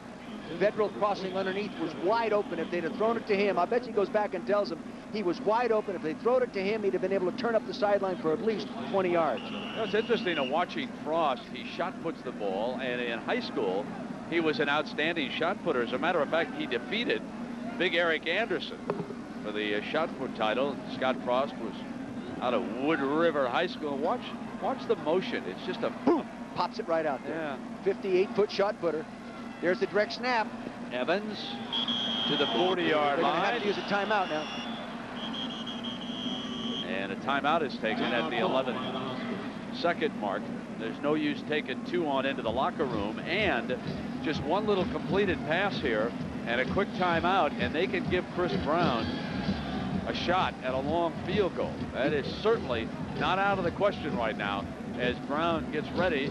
And then coming up at halftime, we'll take you live down to Tallahassee, the sunshine of Tallahassee, where the Gators are getting ready for the Knowles. And again, like this game, the loser figures to be out of the national championship picture come tomorrow. So these are the most important games. And now let's go down to Jackaroo. Jack? At Monday's press conference in Colorado, Rick Neuheisel didn't talk about the Nebraska game. He made a statement initially. He said, I am not going anywhere. I am not interested in going anywhere. It seems what's happened is there's been a lot of rumors. One that surfaced early in the week was the fact that he was under consideration for the Alabama game. Just yesterday, a noted broadcaster said he's on his way to Detroit in the NFL. When you talked to Neuheisel, when I talked to him, he said, I'm not going anywhere, but it's awfully complimentary to be considered about those games. But one thing to remember, Brent, state law in Colorado says you can only have a 1-year contract. So who knows what lies in the future. What that means is those rumors will come up every year. I'll tell you this, I talked to Rick Neuheisel's wife, Susan, yesterday. She says if any one of those rumors is true, he's going alone. Timeout, Colorado. Chances are he won't go. Final timeout for the half. Yeah, I would say that eventually if Rick Neuheisel goes anywhere, it's going to be west, okay? And just keep an eye on those West Coast, not only the NFL, but the college teams. He's a Southern California lad, but he likes it in Colorado, and he's done a good job with that program so far. He needs to win a big game. He'd certainly like to be closer here today. Well, you know, all he's going to do is get better, Brent. I mean, he's just a kid. Here he is, the third youngest coach in college football. 3 years down the road, there won't be anybody in the country probably doing it any better. Look, walk on to the Rose Bowl MVP. USFL shot to the NFL a couple years. Law school, graduate assistant to head coach. Assistant coach, Colorado to head coach. What a fast, rapid pace to grow in a tough profession. Oh, he's got that law degree. He can negotiate his own millions. Oh. Oh, yes. I thought that was you when I looked down there, Brent. I needed that for my head this morning. Thank you very much, Coach. Third down. And Frost going to throw it again with that quick complete. There it is. Got to get down and get the timeout called. Got it called. 3 seconds to go. That's all they needed. And here comes Chris Brown. See, they were in an 8-man front, still defensing the run. We get one-on-one situation out here, right here with Holbein on Young, Wheeler, a true freshman. It's a deep comeback route there. Good timing, good play action. All you have to do is throw that accurately and you'll get it. That's a one-on-one situation all the way. This guy has not been real effective outside the 40. He's 2 for 4 outside 40 yards.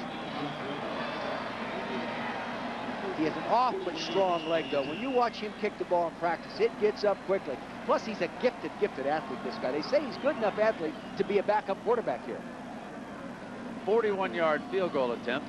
Look at that ball. No good. Missed this one. It looked good, just didn't go straight enough.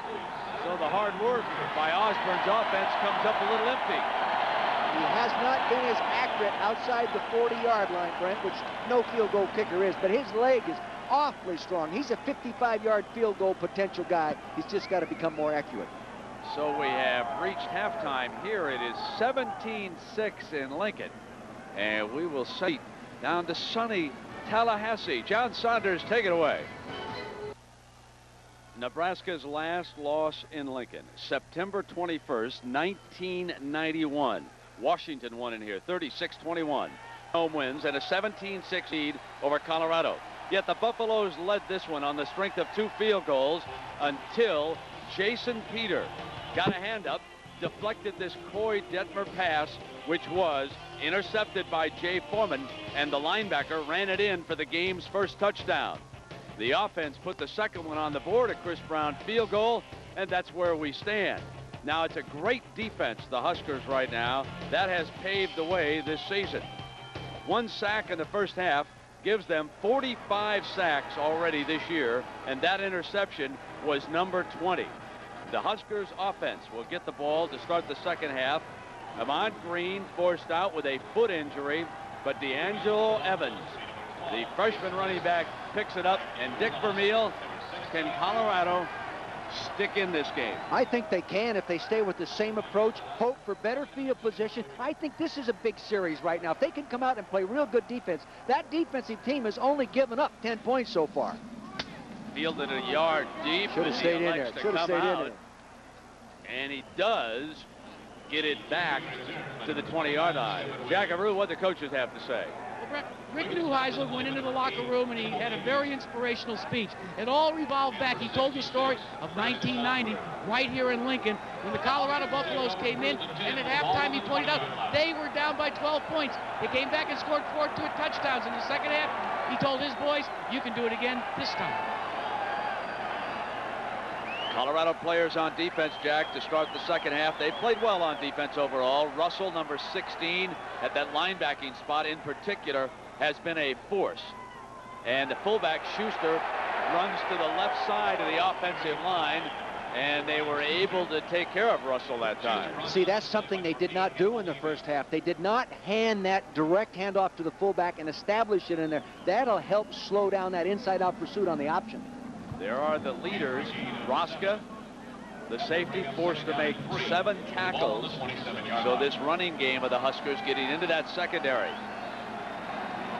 Second down and short. A double tight end formation. D'Angelo Evans on the toss. Runs patiently for a first down and out of bounds at the 33-yard line. Nobody does any better job of getting a body on a defender than Nebraska. They get the red jersey on the white jersey. They don't always get them knocked down, but they get everybody accounted for. That time it was critical by the running back and wide receiver. The lead backer, number 28, Brian Schuster, out there. See a body on a body. He knows that's not his man. He goes after his guy and gets there a step late. That gives Evans 100 yards rushing for the day. Boy, you're excited, aren't you, Musburger? You love this guy. First and 10, D'Angelo lined up as the I-back. They switch the tight end over to the left. And they come right back with Schuster. Huge hole for the fullback. Roska's in a foot race, and Schuster outruns him to the 45-yard line. Well, the big change that the assistant coaches made on the offensive side was to convince the head coach, Osborne, that the fullback was there all day, and he made a good run. And it was real good blocking scheme that time. They down blocked the tight end, and they pulled the left guard, Dishman. They pulled him out. You'll see him right here. Pull and kick out as everyone else seals inside. See, bang, he'll pull. There he goes. He kicks out right there. There goes the hole. And now it's the fullback carrying the ball. And a whistle along with a penalty flag. There was still time showing. You know, the Nebraska offensive line. Dead ball. False start. Offense. Nebraska offensive linemen are big enough to whip you physically one-on-one and straight ahead, but yet they use a lot of scheme blocking like they did that time. Now they have Dishman at 6'3", 310, pulling and blocking an outside linebacker. See, they change up, they move around, they trap you, they kick you out. You really have to defense everything across the board when you line up on that front 7. We got Benning and Green both are out.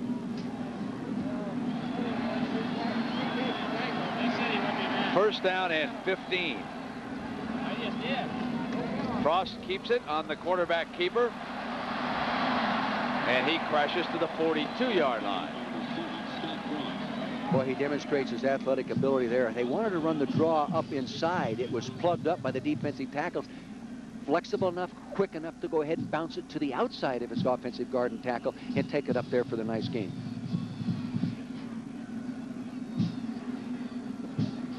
Jeff Lake brings the play in from Osborne's sidelines. Lance Brown, the wide receiver, will go off to Frost's left. Second down and 7 for the Huskers. Evans, the lone running back in this formation, the slot left and 3 wideouts. Fires complete, puts it in fumble. Colorado's got it. The big play man, Steve Rosga, comes up, and I don't believe the ball ever hit the ground. We'll have to see, but I think it was an interception rather than a fumble recovery. I agree with you, Brent. That's how I saw it from up here. They were going to run a little delay right there, just stop inside that slot formation. They threw it to him, but he bent down low, and he picked it up, but he didn't get it tucked away properly, and Rosga picked it up as it bounced out of there. That is the second turnover of the game for the Cornhuskers. Middle of your screen. Here he comes, number 14. That's Lance Brown. So he gets it tucked away. Now he's got the ball out from his body right there, and he took it right off the turf, as you called it. Now Troutman in. And a big moment for the Buffaloes. Troutman, nothing doing, and there was Jason Peter, the defensive tackle from New Jersey, making this big stop. Christian Peter, his brother, was a member of this team a year ago and wound up, I think, very unfortunately for him, being a lot more controversial than he wanted to be. His brother has signed a contract with the New York Giants, apparently, and let's hope that things straighten out for Christian. He's a fine football player, gets a chance, and if the Giants didn't sign him, what we learned here this week is that the Miami Dolphins were going to. Jimmy Johnson was going to give him a chance. Now it is Coy Detmer bringing motion on 2nd and 10, and he fires to Kidd. A play we did not see, and he's out to the 43-yard line. This will give Colorado 3rd and short. You know, in the first half, after the turnover, they only got 3 points out of it, Brent. Right now, you get a turnover, even at this field position. To win a football game against a great defensive team, against a good college football team like Nebraska, you've got to turn it into 7 points once in a while. Nebraska does a good job following a giveaway. And I'll tell you, they make you run a lot of plays to score. The average college team scores about every 26 plays. You see 59 plays is a lot of snaps. All right, it's 3rd and 3. Detmer's short drop too low. He wanted Hefner. The pass was low. I'm not sure that the ball was catchable. Hefner and the Buffaloes are screaming about interference. It was not a well-thrown ball. Warfield, the defender. Now, they used that twice in the first half, but to me, it looked like pass interference. Bang! He's definitely. That's pass interference. Yeah. It's pass interference all the way. No excuse for not calling that. It's too obvious. But regardless, forced to punt. Yeah. And they will go on as Mitchell continues to be the Buffalo punter and the 3 deep men. So right now, there's 2 turnovers and only 3 points out of it. And penalty flag comes down on the fake. That is a very dangerous spot. Both start, offense. And they will punt this time. Yeah. And that was a risky call, but if you're going to run a fake punt, you better run it where they don't expect it, because you cross the 50. A good defensive team many times will leave the entire defense on there and play with a defensive call. It's a gutsy call. He needed a change of pace. He had what he wanted. I think he'd have made the first down. A direct snap. He's going up inside there. I think he'd have made the first down. That was Black who took the direct snap. And now on 4th and 8, that changes the odds completely in this situation.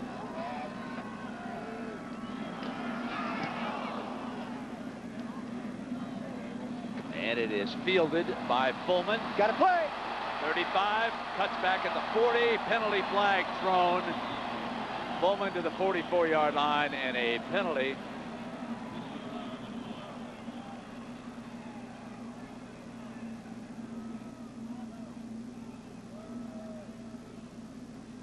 So we'll pick up the infraction. And then we'll take a break here in Lincoln on the illegal block, so it'll be against the return, and that'll set the Huskers back. We have 10:41 to go in the 3rd quarter. The Huskers survive a turnover, I should say, and force Colorado to punt it back to them. Back on the return, 10 yards from the spot of the foul. First down, 10. So we'll come right back to Lincoln with the Cornhuskers leading 17-6. First half possessions +1 here in the second half, and they are not dominating this game offensively, Dick. You've got to give credit to A.J. Kristoff and their approach. They're playing the 8-man front, and they use a spread formation. They still keep 2 linebackers inside, daring them to throw the ball. They're forcing them to throw, and they aren't throwing, but they're leading. That's the important thing for Nebraska. Schuster, the fullback, set in front of Evans, the I-back, and Vershawn Jackson. And the substitution. Well, substitution infraction. And huddling with 12 players, 5-yard penalty. On almost every play, the Cornhuskers substitute a package of 3 players. It's usually a tight end and 2 wideouts.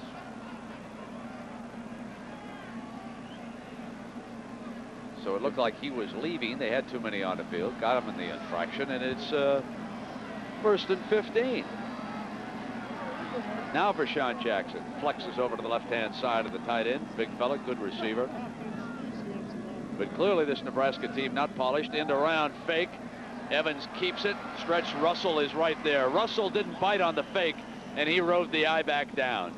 He has played well all day in there. Runs right at him. Now there's a run all the way out. And they use that fake reverse. If you're in man-to-man, that pulls the corner chasing that guy coming back in the face. That reverse, and it softens that corner. Now here he comes, 29 right there. That's Chevin Wiggins. He fakes it, hoping to pull the corner out of there so they don't have anybody to block. They weren't in a man-to-man defense that time. And here comes Russell. He doesn't care what defense it is. He just knows where the ball is. So it is second and long and a shotgun look, which again is not a pure passing formation, but this time it will. Wobbling down the middle, and double coverage at midfield. That one falls incomplete.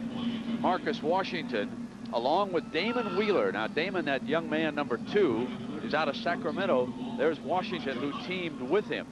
The other young man right there, Wheeler, has a brilliant future in front of him. One of the things the Colorado coaches will try him at next spring will be as one of their kickoff return men.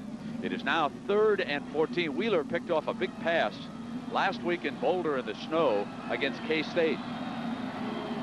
3rd down for the Huskers. Frost under pressure, wanted to set the screen, threw low to Schuster, and Nebraska will punt it away. And Colorado has to take heart about how things have started here in the 3rd quarter. A turnover, and now forced to punt on a 4th and 14. And Nebraska hasn't had people force him to 3 plays and out very many times this year, Brent. Now what Colorado is looking for is a big play on their special teams. Something to give them the lift. Nunez back deep. And here is Cush. Jesse Cush, 48-yarder in the first half. He's the meteorology major. Nunez set now to return to see if he can give him a lift. Bad snap. And the rush was not on. They were going to set a return. Fair catch, though, on a good punt by Cush at the 35-yard line. Good punt and good poise. Bad snap, hits the turf. How many times have we seen a punter swallow the olive as soon as he sees that bad snap?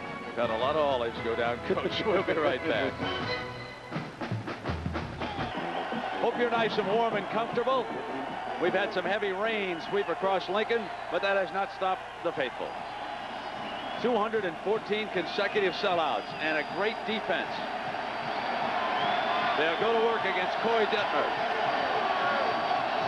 Detmer to throw on first. Wistrom is blocked, and Detmer steps away from trouble, and for the first time scrambles and turns it upfield. A brilliant decision by the quarterback, who instead of going out of bounds took it downfield for another 7 yards before he steps out at the 46. Grant Wistrom comes around to the outside and pushes him back up inside. Now the guards are doing a good job. Naioli does a good job, creates that hole up inside. Now he shows a little more running ability than I thought he had. Good blocking by the wide receivers. He goes tight roping down that goal sideline. 18-yard gain for Detmer, who underwent knee surgery last season and has returned. He wears that brace on his left knee, but he sprinted out of trouble, gave the Buffaloes a big lift. Going to throw again on first down.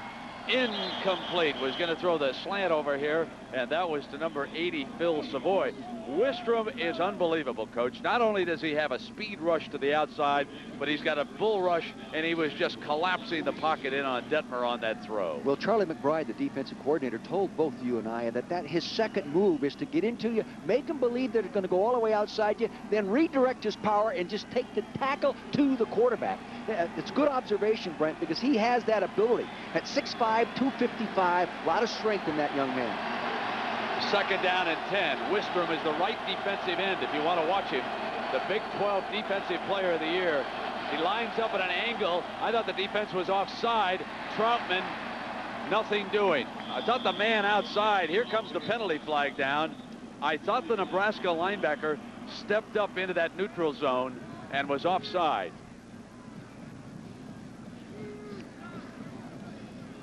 You know, that was the penalty. Dick, you know, there's somebody I want to say something about. I don't know if he's watching the game or watching on television, but I really hope the young man, Terrell Farley. 5-yard penalty. Terrell Farley is not here, and he has a problem with alcohol. There's absolutely no question. He went through rehab for Coach Osborne once, been suspended from the year after that pending charge of driving under the influence. I hope he gets treatment, cures his problem, and goes on to a career. Let me tell you, ladies and gentlemen, he's a fine football player, and let's just hope he corrects the problem and goes from there. Second down now. Detmer on a short drop, pressure, complete goes to the tight end. The middle was open, and they got it past the free safety Warfield to the 21-yard line, and the Buffaloes are in business. They're moving the ball well, and they're doing the intelligence things, not high-risk throwing. Now, they've got to, Nebraska's standpoint, cannot allow the tight end to come off clean down the middle of that defense when they're going to play that double coverage deep zone like that. They've got to chuck him and don't let him off clean.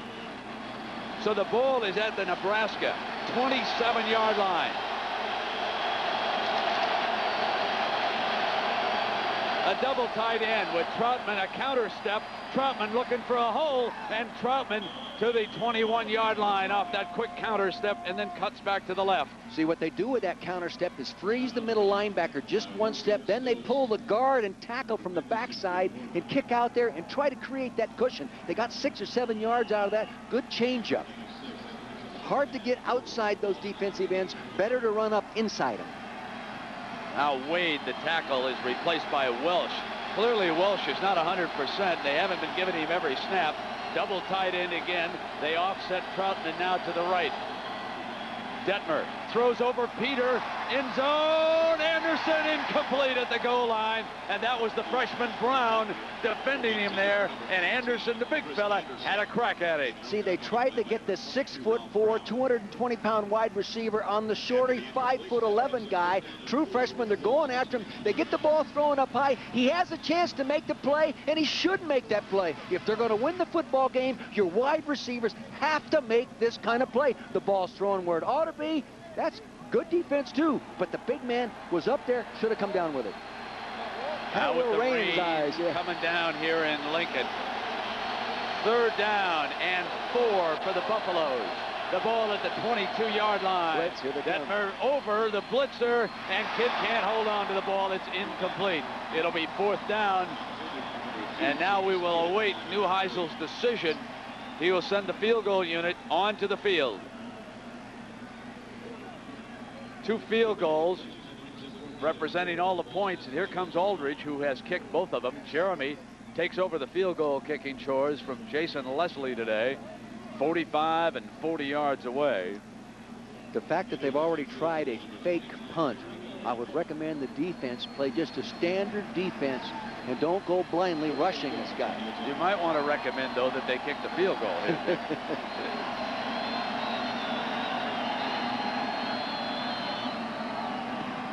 Gets it up. He's 3 for 3. 3 for 3. Not bad for a rookie. 17-9. And the one thing Nebraska fans have to remember, Colorado has been able to hang in this game.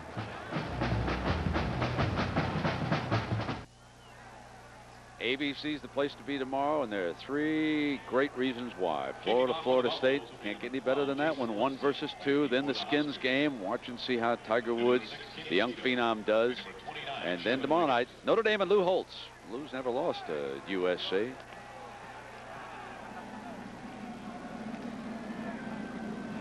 Nebraska sends Wiggins and Cheatham back deep to return this Leslie kickoff.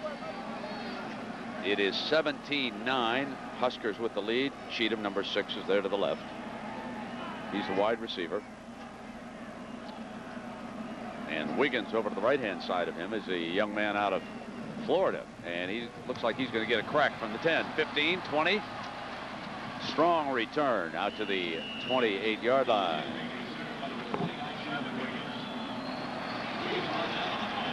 Colorado 42 plays apiece, domination in terms of total yards. Nebraska about 60 there more. Time of possession favored Colorado. They are hanging in tough. Defense has been solid. Forced a couple of turnovers already in this game. D'Angelo Evans has replaced the injured Amon Green at that I-back spot. 2 wide receivers. Solid 8-man front. Evans to run against it. Bounces off the first man to hit him. And that was Aaron Marshall. When you're only 5'9", you don't have to bend over far to get your shoulder pads down underneath the tackler. That's exactly what he did that time. He took that inside shoulder, popped him, ricocheted off, and moved the ball up for 4 yards that he wouldn't have gotten if he hadn't had that kind of ability. Tim Carpenter, The tight end is to the left side of Frost formation. Schuster, the fullback, was effective in their first series. He'll lead the way for Evans on an ISO play. And fumble, Colorado. That's the third turnover of the game. Watch Russell, number 16, who is having a huge afternoon. The Buffaloes will take over. Matt Russell moving inside out. We've mentioned him many times. There he is in the middle of your screen, moving inside out. He crosses the face of a blocker, goes under the other. Now he just keeps right on hustling. The ball's on the turf, and he's the man of the hour. He's right there. You keep turning it over, you're going to lose the football game. That's all there is to it. Hannibal Navy's in on that. Yeah, and I'll tell you. Charge that ball loose, and Russell recovers it. And now Corey Detmer and the Buffaloes will go back at it at the Cornhusker 39-yard line. Great field position. They can open up their approach offensively. They can attack a little bit more. This is what they like to do. Now, Nebraska's defense all year has played awfully well in this situation. They don't give up many scores following a turnover. Kidd goes in motion. Troutman is the running back. Detmer, Wistrom's got him. Wow! Wistrom throws him down at the 42. And a penalty flag. Oh, delay of the game. They took too much time, so the penalty flag falls, and Wistrom, you can see, coming off that block at the quarterback. He is awesome. He is, and Andrew Welsh, the tackle, you know, he's been injured. This is his first game back. He's missed some practice time. He needs a little help in pass protecting this guy. That time he got him leaning forward, then grabbed him and pulled him on by him, and he tried to strip. Did you see him use that right arm, Brent, and try to strip the quarterback? Another sellout at Memorial Stadium in Lincoln, Nebraska, with Dick Vermeil and Jack Arute. I'm Brent Musburger. Nebraska leading, but it is 17-9. Colorado with 3 field goals, representing all their points. First and 15. Detmer fires. Anderson drops it again. That is 2 drop balls by Anderson. Good adjustment from the coach's standpoint. That this time they moved the running back over to help on Wistrom. They have 2 people on him now. They have Chris Anderson, a big tall guy, 6'4", going back after it on that comeback pattern. Just a little bit high, should make that catch. He should have. Wistrom's going to get help now, so he's going to get 2 guys on him. 1 man, here comes Welsh, 2 guys. Tough to get to the quarterback with 2 guys on you. Second down and 15. And Minter shows pressure, steps into the hole and backs out, and Hess now goes in. Here comes the backer. Good call against that play. Troutman to the 39-yard line. Nebraska came with a change-up defense, moved the defensive tackle over on the center's nose, moved Hess right up on the guard, played tough up there, and they popped it right in between him, running off the center's block. Good call. That play has been effective all day. Now it's 3rd and 10. Tough to convert. McCarty brings the play in from Neuheisel. Detmer needs 10 yards, as Dick said, for the first down. McCarty is to the left side of the formation. Staying to block. Tomic coming. Throw almost intercepted by Brown. It was not well thrown to Kidd, and Brown, 22, had inside coverage. That time it was his fortune that he got rid of the ball quickly, because Tomic came around the outside right then, was going to sack him if he hadn't been able to throw that ball in time, and Brown knows he blew it. He had 4 interceptions coming in this game. He should have had his 5th. Now Mitchell. Great defensive series that time. 3 plays and out after a turnover in your own territory. Good defense. Mitchell needs a pooch punt here, as the Buffaloes hope to play a little field position. Pretty good, pretty good. It's going to be caught by Colorado and downed inside the 10-yard line. Good job for the punter, and a reminder that at the conclusion of the game, we'll select the Chevrolet Most Valuable Player of the Game from each team. And to date, Chevrolet has awarded nearly $6 million to the scholarship funds of America's colleges and universities. So there have been 3 Nebraska turnovers today, but Colorado has been able to score only 3 points off those turnovers. As you see the quarterbacking breakdown, it's not a good day to throw the ball. Miserable weather conditions out here, and both have been affected, but Detmer has been affected by a savage pass rush also. And there's a player down. Last year, Who plays the perfect game? Nebraska. No penalties, no turnovers. You almost never lose when you do that. Mike Fullman was shaken up on the play, the return man, and he is hobbling off to the side. Nebraska already has lost Ibach Amon Green because of a foot injury, and now Fullman, the main punt return man, joins him on the sideline, and needs a little more weight to put some pressure on. So clearly that left foot ankle area. And Frost brings him up. Dangerous field position.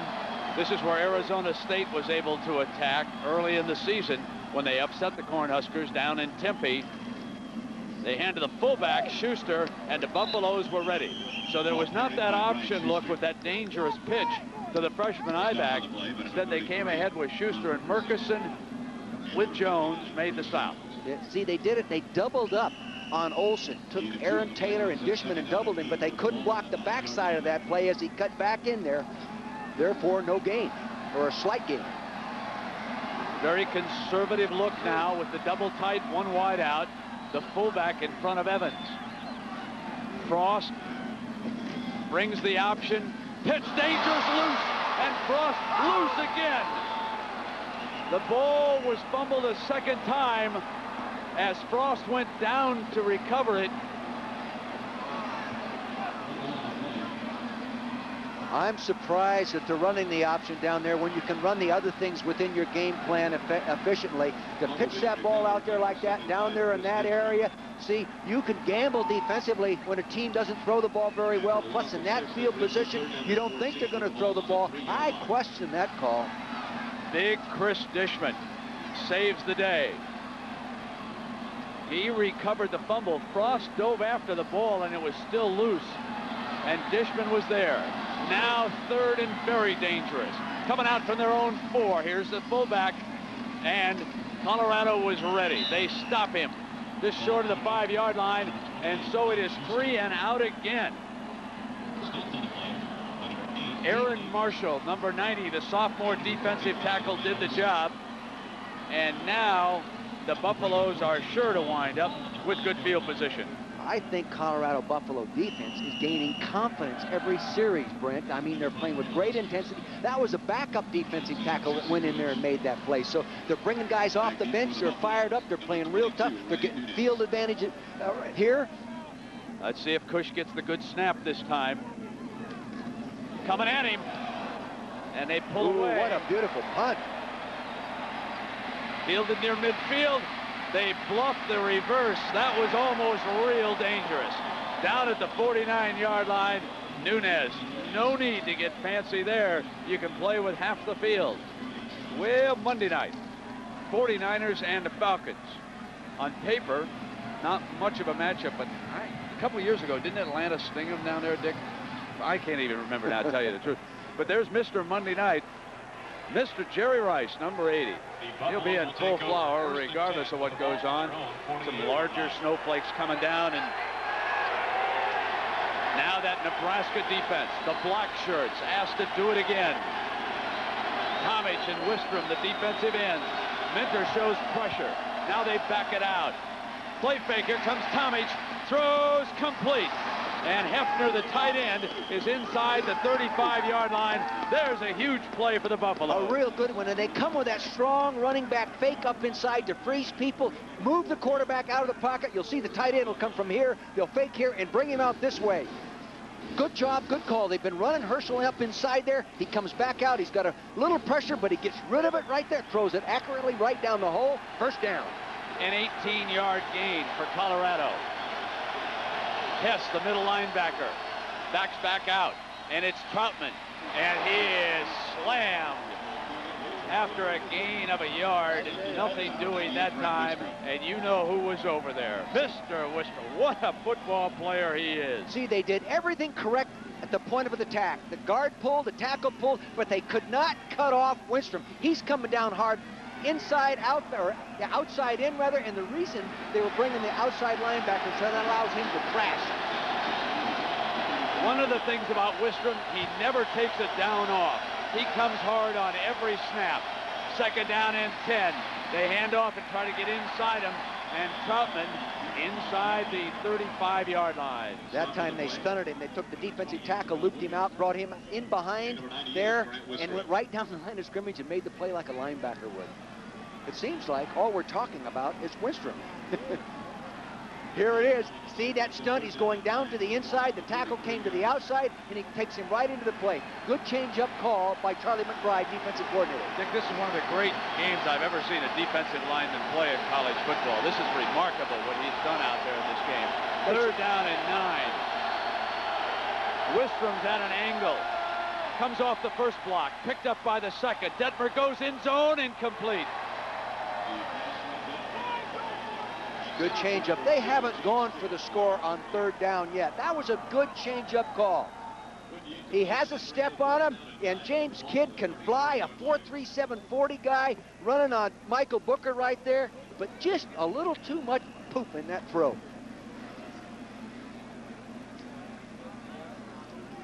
Well, Neuheisel and his staff down here were trying to decide what to do, and they're going to give it a crack here as Mitchell is now going to come on and they're going to punt and play field position. Originally they'd had Aldridge, so there's confusion on the sideline. I don't know if they've got 11 men. They better call timeout. They better hurry. He's down. Maybe he'll take the 5-yard penalty there. Dick, in this situation, I'm not sure that the 5-yard penalty kills him. No, but what you want to do is get your protection all organized so you don't get it blocked. Dead ball, delay of the game. It helps. Yeah, I'm not sure I would have used the timeout in that situation. In other words, the 5 yards from this field position should not affect your punter that much. Yeah, I agree with you. But my point is, if your protection is not organized and they get out there late, maybe they get a punt blocked because someone makes a mistake. That's all. But you're right in terms of it's easier to pooch it further 5 yards back. And he will try just that. Now, remember, Pullman was shaken up, and he's back. Hey, this is the championship game. It really is. Loser out. No question about that. Nice pooch. Really gets it high again. They got to hurry, and they do not. A high bounce into the end zone, coming out on the 20-yard line, and that could be the break that Nebraska will feed off. Well, the snow coming down here, and John Saunders, take us to the play of the day. Time now for the Burger King College Football Play of the Day. Texas advances to the Big 12 championship game by knocking off A&M 51-15. James Brown, 18 of 30, 336 yards and 4 touchdowns. Most yards ever against A&M. Michael Adams with that catch, 6 receptions for 153 yards and 2 TDs. Well, here Nebraska leads Colorado 17-9, 2:04 remaining in the third quarter. Timmy Carpenter, tight end, the left tight end, and the 2 tight end formation that time moved. That will bring up first down and 15 with the ball on the 15-yard line. So Texas goes to the Dr. Pepper Big 12 Championship in St. Louis next Saturday with a record of 6-2. Texas Tech and Brian Hansford, they played well against Nebraska into the second half. That team, I suppose, could go to the Aloha Bowl. We'll have to wait and see. Evans could not get off Black at the 15-yard line. He is down for a loss. Now, Evans, a freshman, is being asked to handle virtually all the snaps from the I-back spot because not only is Amon Green out, but we get word now that Damon Benning will not return because of a sprained ankle.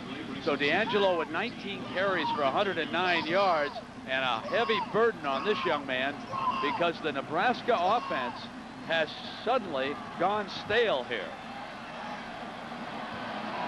Second down and 15. The Colorado defense digging in for a stand again. And the pass was complete out to the 20-yard line. Federal. Well, they don't get many opportunities to catch the ball, so when they get it, they better make it. Federal, a redshirt senior, just going right in that little zone, hooking up right there. When they spread them out, they don't get the 8-man front, Brent. When they're in tight, they're giving them the 8-man front defense, which has given them a problem to run against. For Sean Jackson, tight end. He's the receiving tight end. He checks in, and he's on the right side, coach, of the formation. Tim Carpenter, the other tight end. Schuster down in front of Evans. Looking for Holbein, bounces it to him, incomplete. And gonna get a little restless in here. Scott Frost disgusted with himself. I had an opportunity to visit with him a couple times here in the past couple days, and he said he feels so much more comfortable in the offense. He felt very confident he could come in and both run the options and throw the ball efficiently today, but the weather is affecting him just as much as it's affecting Detmer. Well, Nunez set to return as Cush comes back out to punt again. Colorado, who came into the neutral zone, and then one of the offensive linemen simply flinched on it.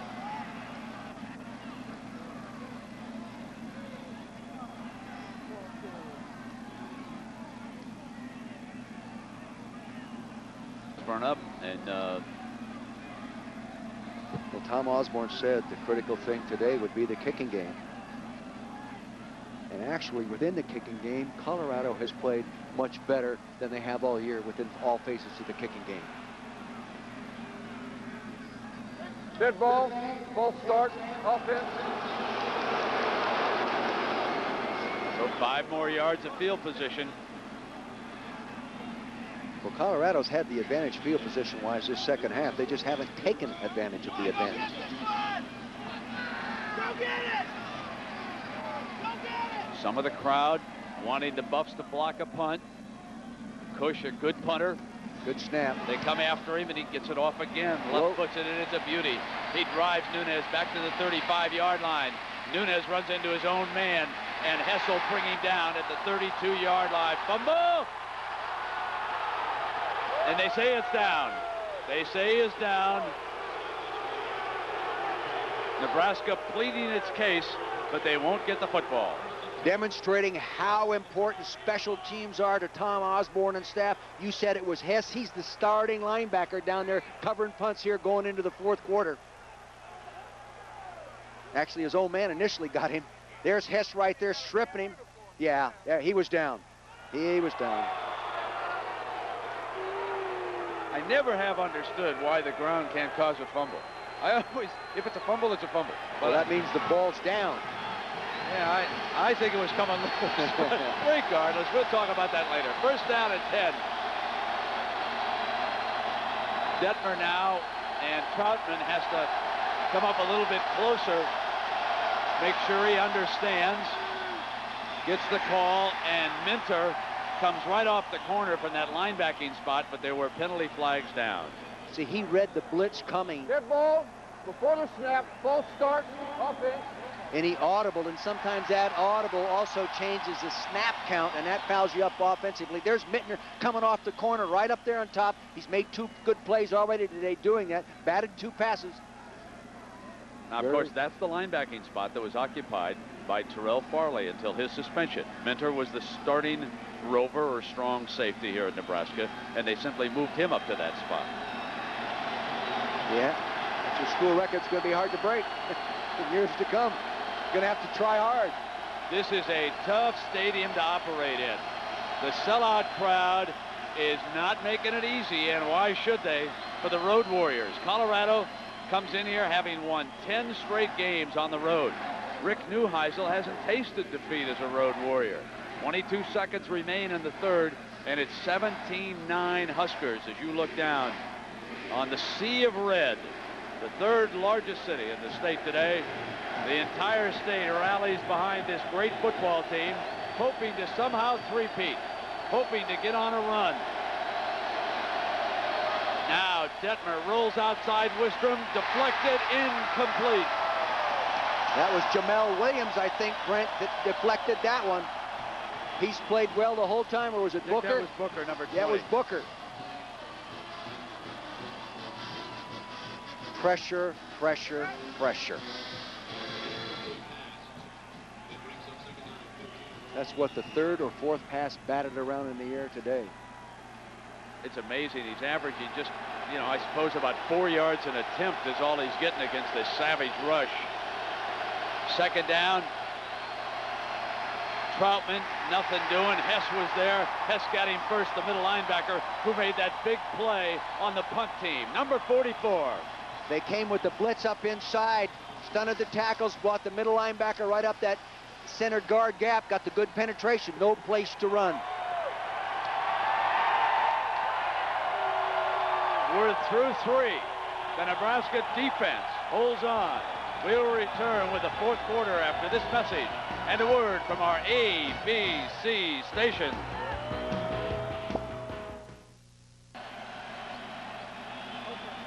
So we get ready to start the final 15 minutes of regulation with Nebraska leading Colorado 17-9. And Colorado with a 3rd and 17. They go empty in the backfield. Detmer going down. Jamel Williams sacks him at the 20-yard line. So that is the 46th sack of the year by the Cornhuskers, and it could not have come at a better time. They have forced the Buffaloes into punting. See, they were in a no-back formation, no running back there to help at all. And remember against Florida last year, when they went empty with no backs, they came after him. That's what they did that time. No one to help pick him up. Mitchell standing back on the Colorado 5. 3 deep men. And Bowman will be the middle receiver. Low, low, low. And it will roll dead at the 45. The sights and sounds of the game from Lincoln.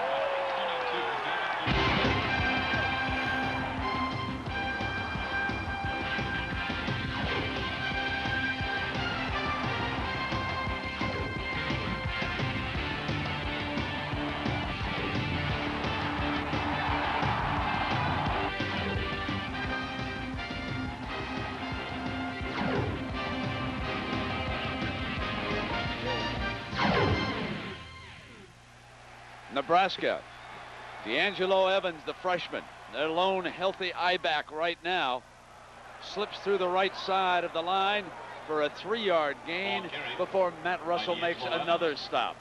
Taking a look at the numbers after 3 quarters, pretty even football game when you look at the first downs and plays run. What's hurting Colorado is in the turnovers right here. They only got 3 points, 1 turnover here. Nebraska gets the 7. Osborne substitutes 4 receivers. Holbein, Brown, Cheatham, and Jackson, a tight end, check in. A shotgun formation. Inside handoff, Evans. And he's going down at the 49-yard line. This will leave Nebraska with a 3rd and 4.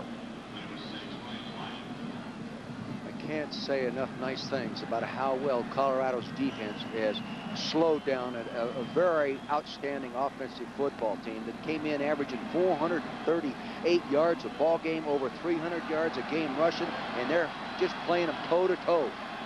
Now Federal motions out. Jackson to the other side of the formation.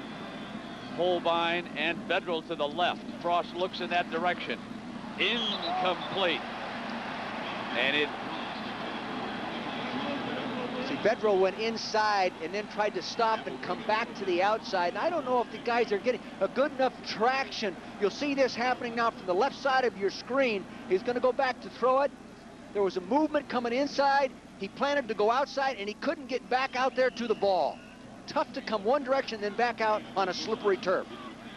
Dick, I'd keep an eye on Wheeler, the defensive back for Colorado in this punt. He's over on the left side of the formation. They've worked a couple of tricks where he has been able to get some daylight in this game. Now he backs off and makes it look like they're going to go ahead and set a return this time, which they do, but we'll have to keep that in mind. Nunez bluffing into the end zone, coming out on the 20. So Colorado 80 yards away and trailing 17-9.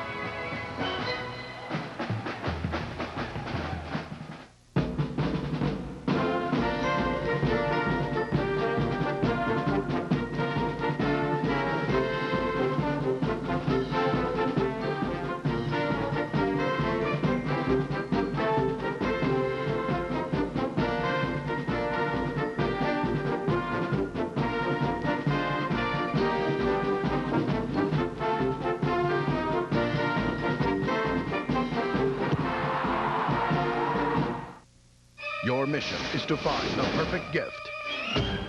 If they're expecting the impossible, now you can give it to them.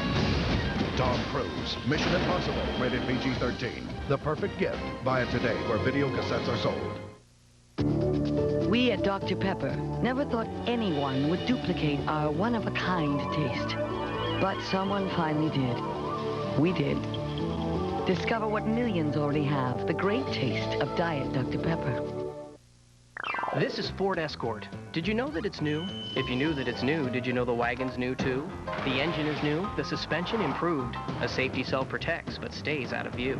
It's quieter inside to shush out the out. But for those who simply must twist and shout, there's premium speakers on a new stereo, so you can get every note and get it to go. This Escort is great. This Escort is nice. This Escort has a very sensible price. So why not check out the newest Escort this season? We've given you every rhyme and rhymed every reason. He's earned his stripes. Now golf sensation Tiger Woods is ready to take on John Daly, Fred Couples, and Tom Watson in the Skins game. Saturday on ABC. Grant Wistrom from Webb City, Missouri. 10 tackles, a sack, numerous pressures here today. And Brown, the freshman, holding up. He has broken up 5 passes for the Black Shirts here today. Detmer and the Buffaloes ready to go again. Troutman, who's gone the distance as their tailback, is set behind him. He'll carry again. And it was Jamel Williams.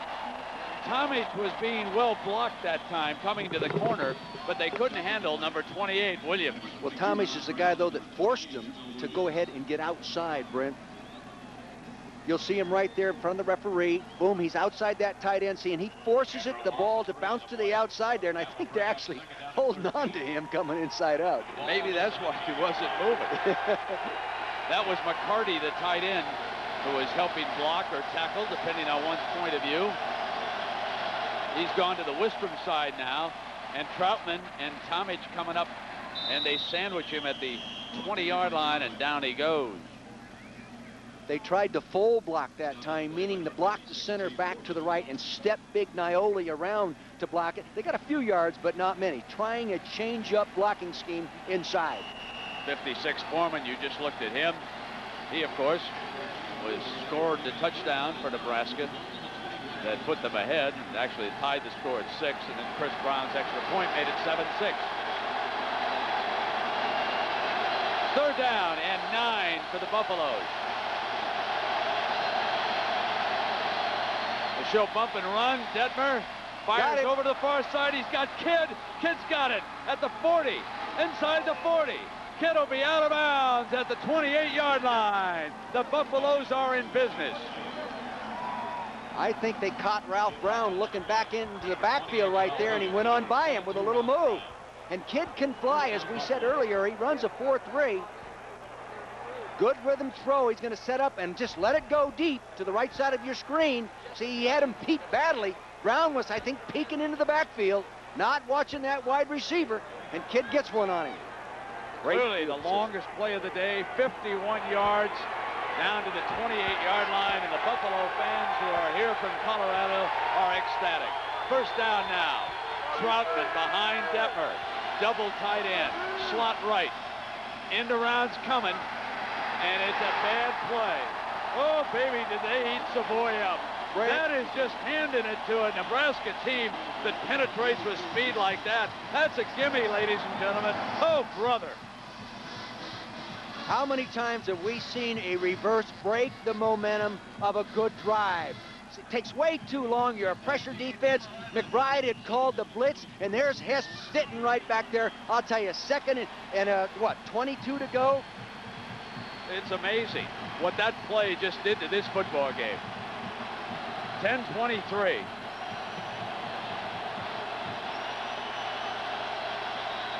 Now they go empty. Detmer's going to hit Troutman out here in the right flat. Warfield, the free safety, makes the stop at the 42-yard line, and it'll be 3rd and 22. Wow. Dick, the best thing for Colorado to do right now is to get themselves back in a field goal position in this situation, get the 3 and get out of here. I agree with you 100%. They've got a field goal kicker that's gone 3 for 3.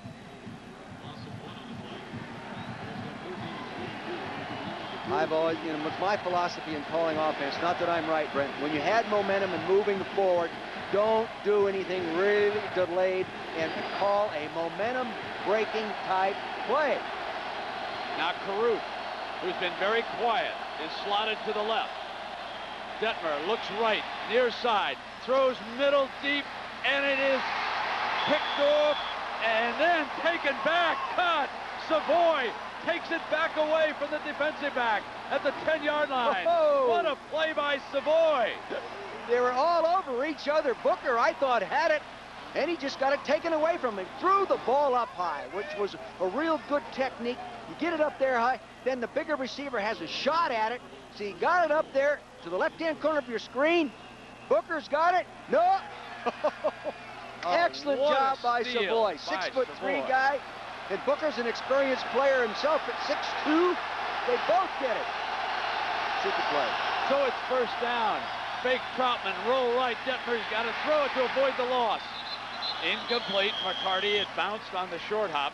And there was that fierce Nebraska pressure again, and it'll be second down and goal for Colorado. Jason Peter and Grant Winstrom, they get back there and shake hands with the quarterback.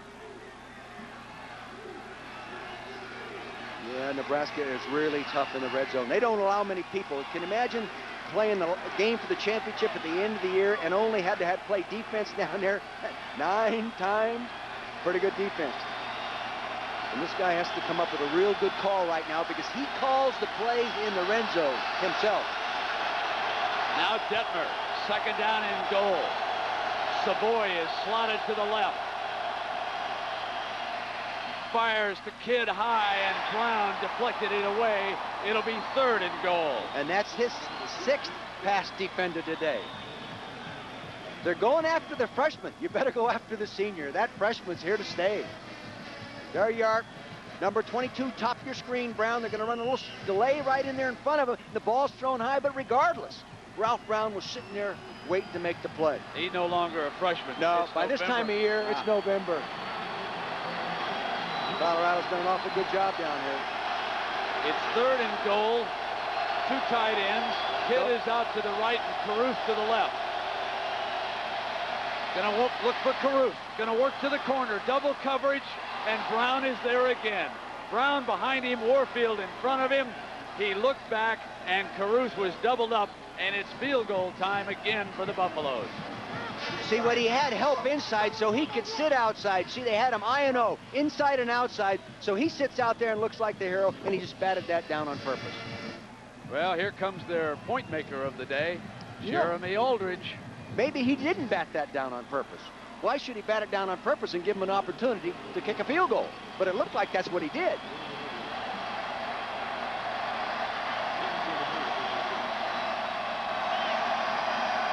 Here comes a 27-yarder.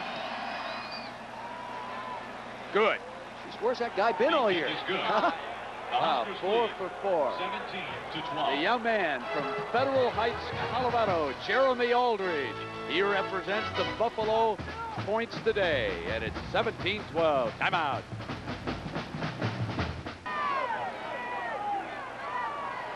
Eight minutes and 46 seconds remain here in regulation. It's a 5-point football game.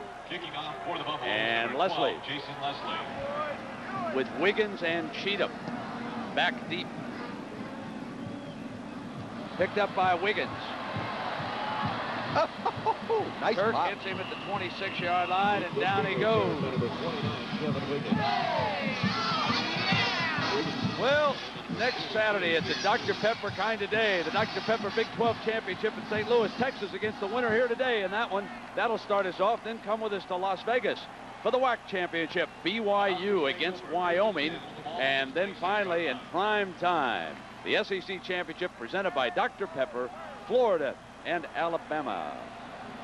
Some big football games still ahead of us, huh? First down and 10 now. 8 people up there. Nebraska has been stifled here in the second half. The toss to Evans, and that's good for a couple of yards. I tell you, Coach, Colorado basically is saying, let's go after the run. This team is not going to move the ball down the field with the forward pass. I agree with you. See, they're in the 3-deep situation. That in that, you know, that gives you a lot of area to throw down in between people down there, but they just don't feel that Frost can beat them throwing the football, and they're just going to take away the running game with those 8 people. Tight end is to the left. That's Jackson. Holbein's out to the right. Looks sacked down, loose ball, fumble, and Colorado jumps on it. Hit from the blind side. Recovered by number 16. And that ball was jarred loose by Navy's, and Matt Russell gives them the turnover, and the Buffaloes with a chance now to take the lead.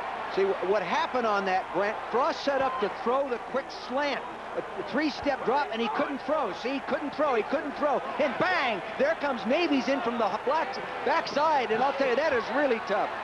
That's the second recovery by Russell today.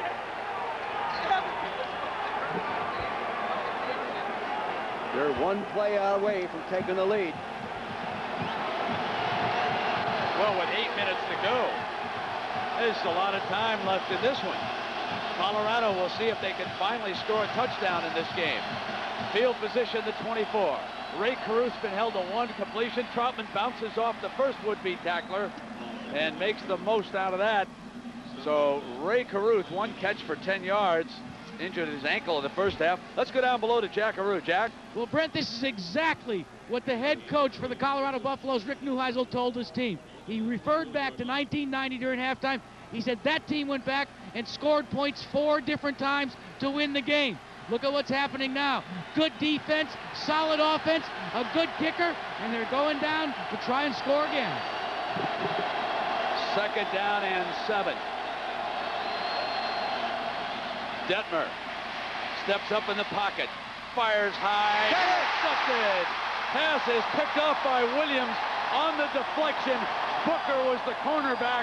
Number 20 deflected it into Jamel Williams' hands, and Nebraska comes right back with a turnover. See, the outside receiver came back to the inside man on the slot came outside. They sat there. Now, Detmer had time to slide up inside. You'll see here we got the nice isolation shot right here. He works up inside. There goes the other receiver moving, stretching the zone. It's thrown up in the air behind him, deflected. Big turnover. Macabeka, the fullback, leads Evans behind the right side, and the defense throws him back after the gain of a yard. Wow.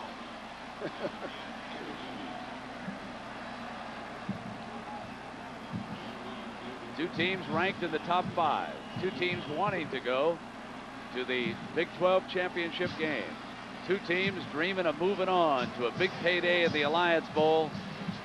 It's been hard hitting. 6:38. Nebraska searching for any kind of offense here. Evans, the freshman, couple of yards. So D'Angelo Evans today steps in because of the injury to Amon Green. Spins, slices, and pulls away to his 100-yard day. But for the young man from Kansas, the biggest moments of the day are still ahead of him. He must carry the load now with 6 minutes to go. He must carry it with great awareness. Protect that football, covered up with both arms, both hands. And Frost changing Jackson to the left side of the formation on 3rd down. Hit. Russell sacks him at the 10-yard line. Frost goes down. They're outsmarting themselves. Audible and defense changed. The defense changed. Now they don't have the advantage. If they thought they were going to gain with the audible, they run the blitz. Here comes Russell.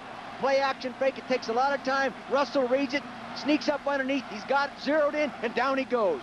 Boy, has he played a good football game today. Solid candidate for the Butkus Award. One of 3 guys left in the voting. Now Cush, who has been a huge mainstay, will be standing back in the shadow of his own goal, ready to punt again. Came in averaging 45, and he's got to be somewhere around that today. Wheeler on the right side. No, that's not a good one. Nunez going to let it go. It takes a Cornhusker bounce, and then he zips it out of bounds at the 44-yard line. So we'll take a break and come back with the Huskers hanging on. In the rain in Lincoln, no one is left, and the black shirts on defense are hanging tough for the Cornhuskers.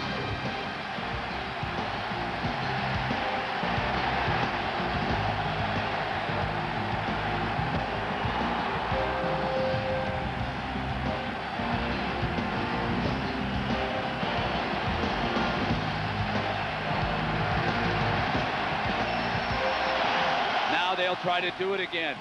Detmer's hit. And it is Wistrom with the sack on Detmer at the 32-yard line. Brent, if they're going to throw play action, they got to throw the quick play action where it's just a token fake and get rid of the football. That's the second time within this last few series that they've tried a delayed play action and they can't get it off. Top of your screen, 98 Wistrom coming around hard to the outside. That time he goes underneath the tight end. A tight end cannot block him. That's all there is to it. A 9-yard loss, 2nd and 19. The crowd alive in Nebraska. A slot formation to the left. The great Ray Caruth has been held to 1 reception today. Detmer looks for him. Detmer fires. Caught. No. Juggled. Incomplete. Caruth had it and then lost it right at the first down marker. And now it is 3rd down. There he is in the slot, bending inside on a square end pattern, coming inside that zone. He just couldn't put it away. He's got to make that catch if they're going to win this kind of a football game. It's easy to say, but that was a good throw. Eric Stokes added a little pounding for the Nebraska D. 3rd down now. Colorado with a tight end to the left is McCarty. 3 wideouts. They slot Caruth to the right. Will Detmer look back for 21? Has to hurry. Hit on the release. Gets it off. Caruth wide open. 1st down. 35. Out of bounds at the 29-yard line. A gunning throw by Detmer, and Caruth was running free. That time, Brent, they went with a zone blitz. They brought the outside rushers, but dropped the inside lineman out to cover underneath and let him work deep inside that zone. See, there's nobody there. Nobody there, no linebackers, nothing. That gave him that huge hole to run and advance the football. Here's the pressure inside. Now see the tackles drop out of there. Jason Peter, I'd let Peter rush. A 36-yard gain. Here comes Troutman. They don't give up on the run, and Jason Peter doesn't give up on the tackle. So it'll be 2nd down and 11 after that hit. Sometimes you can outsmart yourself, you know, and come with the zone blitz. With the trouble with the zone blitz, they bring everybody outside, and then they expect down linemen to back out and fill those inside zones like that, and they just can't get there. Here, they're going to force him to cut back, but there's enemies sitting right there. That's Jason Peter, and we've said his name many times today. Now, Caruth has taken a play off, and he's back. The 3-pack is to the right, and Caruth, who's so dangerous from that slot, is lined up on the right side. Detmer looks in that direction. Has time. Receivers covered. Now comes left, and it's McCarty can't hang on. Just a touch high. He was the fail-safe as Detmer looked back in that direction. I'll tell you, this is the finest display of defensive end play I think, seen in the 9 years of college broadcasting. Look at Wistrom, 98. One guy blocks him, 2 guys blocks him, and here he comes still putting pressure on the quarterback. Just an outstanding game. You know, he's an outstanding student as well in pharmacy. Free pharmacy. 3rd and 11. That is no easy way to go in college either. 3rd down and 11. Wistrom gets ready at that right defensive end spot. Troutman goes in motion. They're empty. Here comes the blitz. Fire, incomplete. Baby, it's dangerous when you go empty on these guys. McBride just steps right in the gaps and comes after you. Just ask Steve Spurrier if you don't believe me. I agree with you. The last time they went empty, see, empty meaning the back is going to come out of there. That's an automatic say, get after them. And here they come because they have no one to help pick up inside. Here they come. They bring 2 guys there, cover everybody. Good automatic adjustment made by Charlie McBride. And look at, they're trying to tackle Thomas. I've seen Thomas do that a couple times today. That's the big right tackle. Well, here we come. It's 4th and 11. The rain pounding down. 2:58. Colorado must get inside the Blitz point. again. Blitz, fire, high, incomplete. Nebraska ball. Charlie McBride has a lot of confidence in his secondary and the pass rush to blitz that 4th down play. A lot of coaches would sit back and say, I'll let my down 4 get after him and cover the best I can. He brings 7 people. Timeout.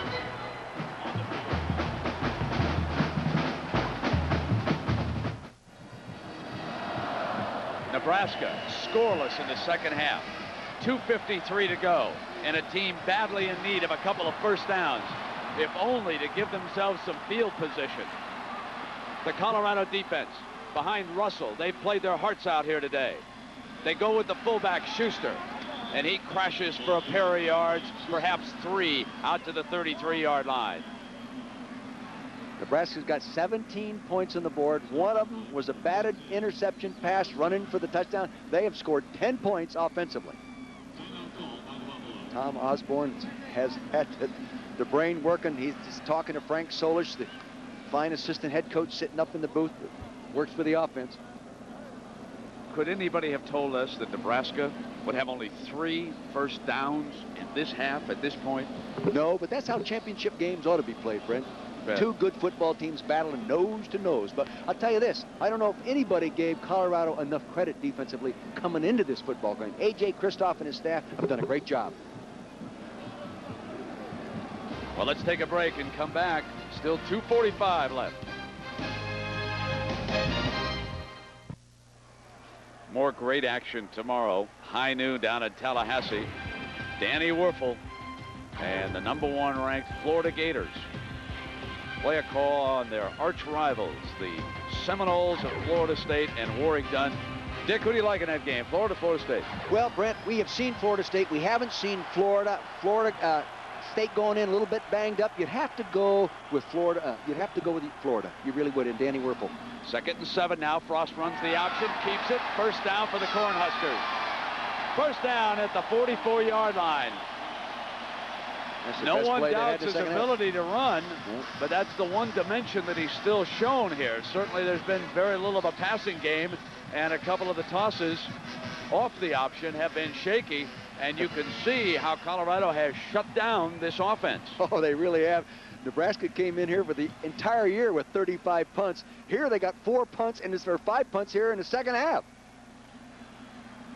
A little breathing room, however, on this first down. It is big. That was a crucial one. 2:25. They'll go to work on the clock. 3 timeouts remain for Nebraska, 2 for Colorado. Fullback, bust free for Schuster. Navies tackles him at the 43, and now the Huskers on the move. The biggest play of the second half has been Brian Schuster, the fullback, on the quick hitters. Yeah, they like to run that quick trap up inside, block the center back, pull the guard across, and just pop it inside. You see what I'm talking about? Right up in the middle, center will block back. There he goes. Here comes a guard across right there. That was Zadeska 64, pops him right up inside. Russell and the rest of the Buff defenders need a turnover, need to get the ball back. Nebraska moving into scoring position.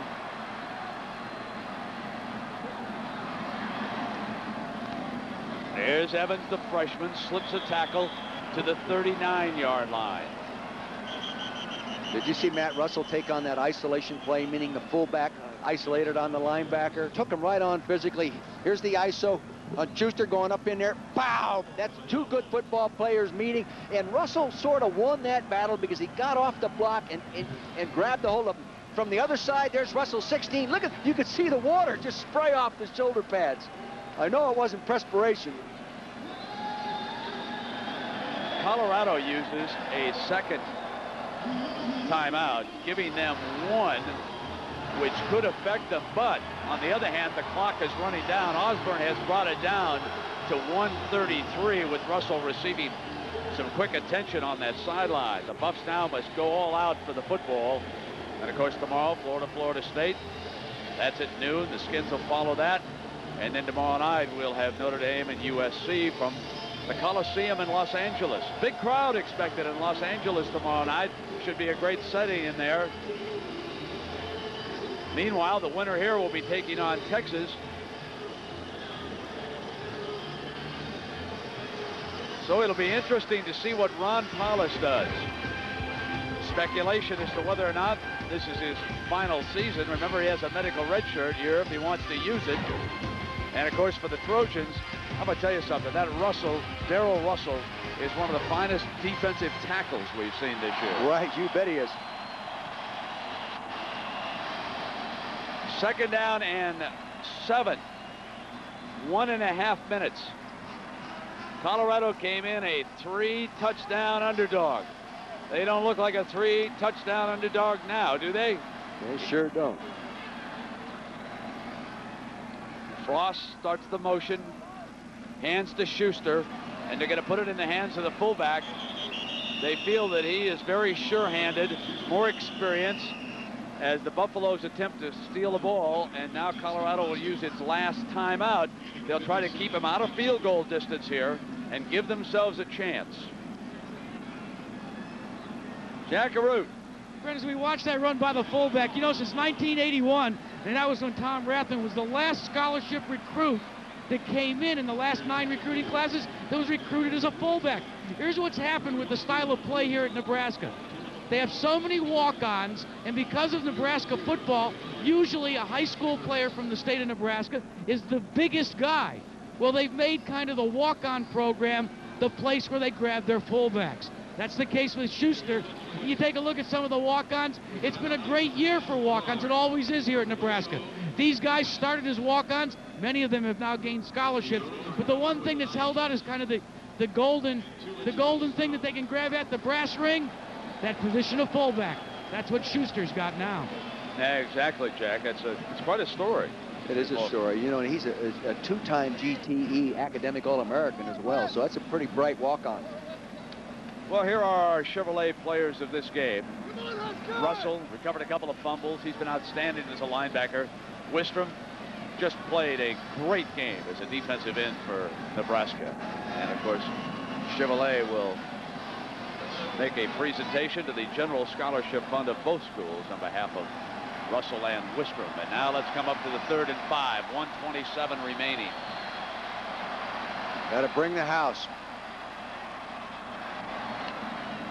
Frost keeps it off the option, battles for the first down. And he made it, I think, Brent.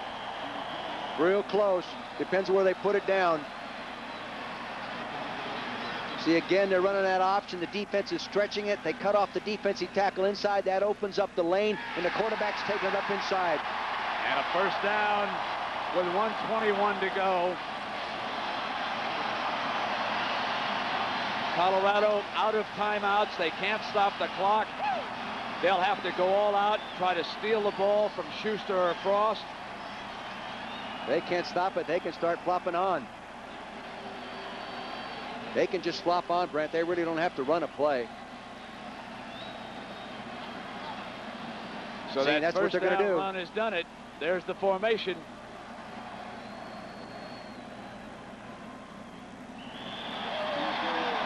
And Colorado unable to stop the clock.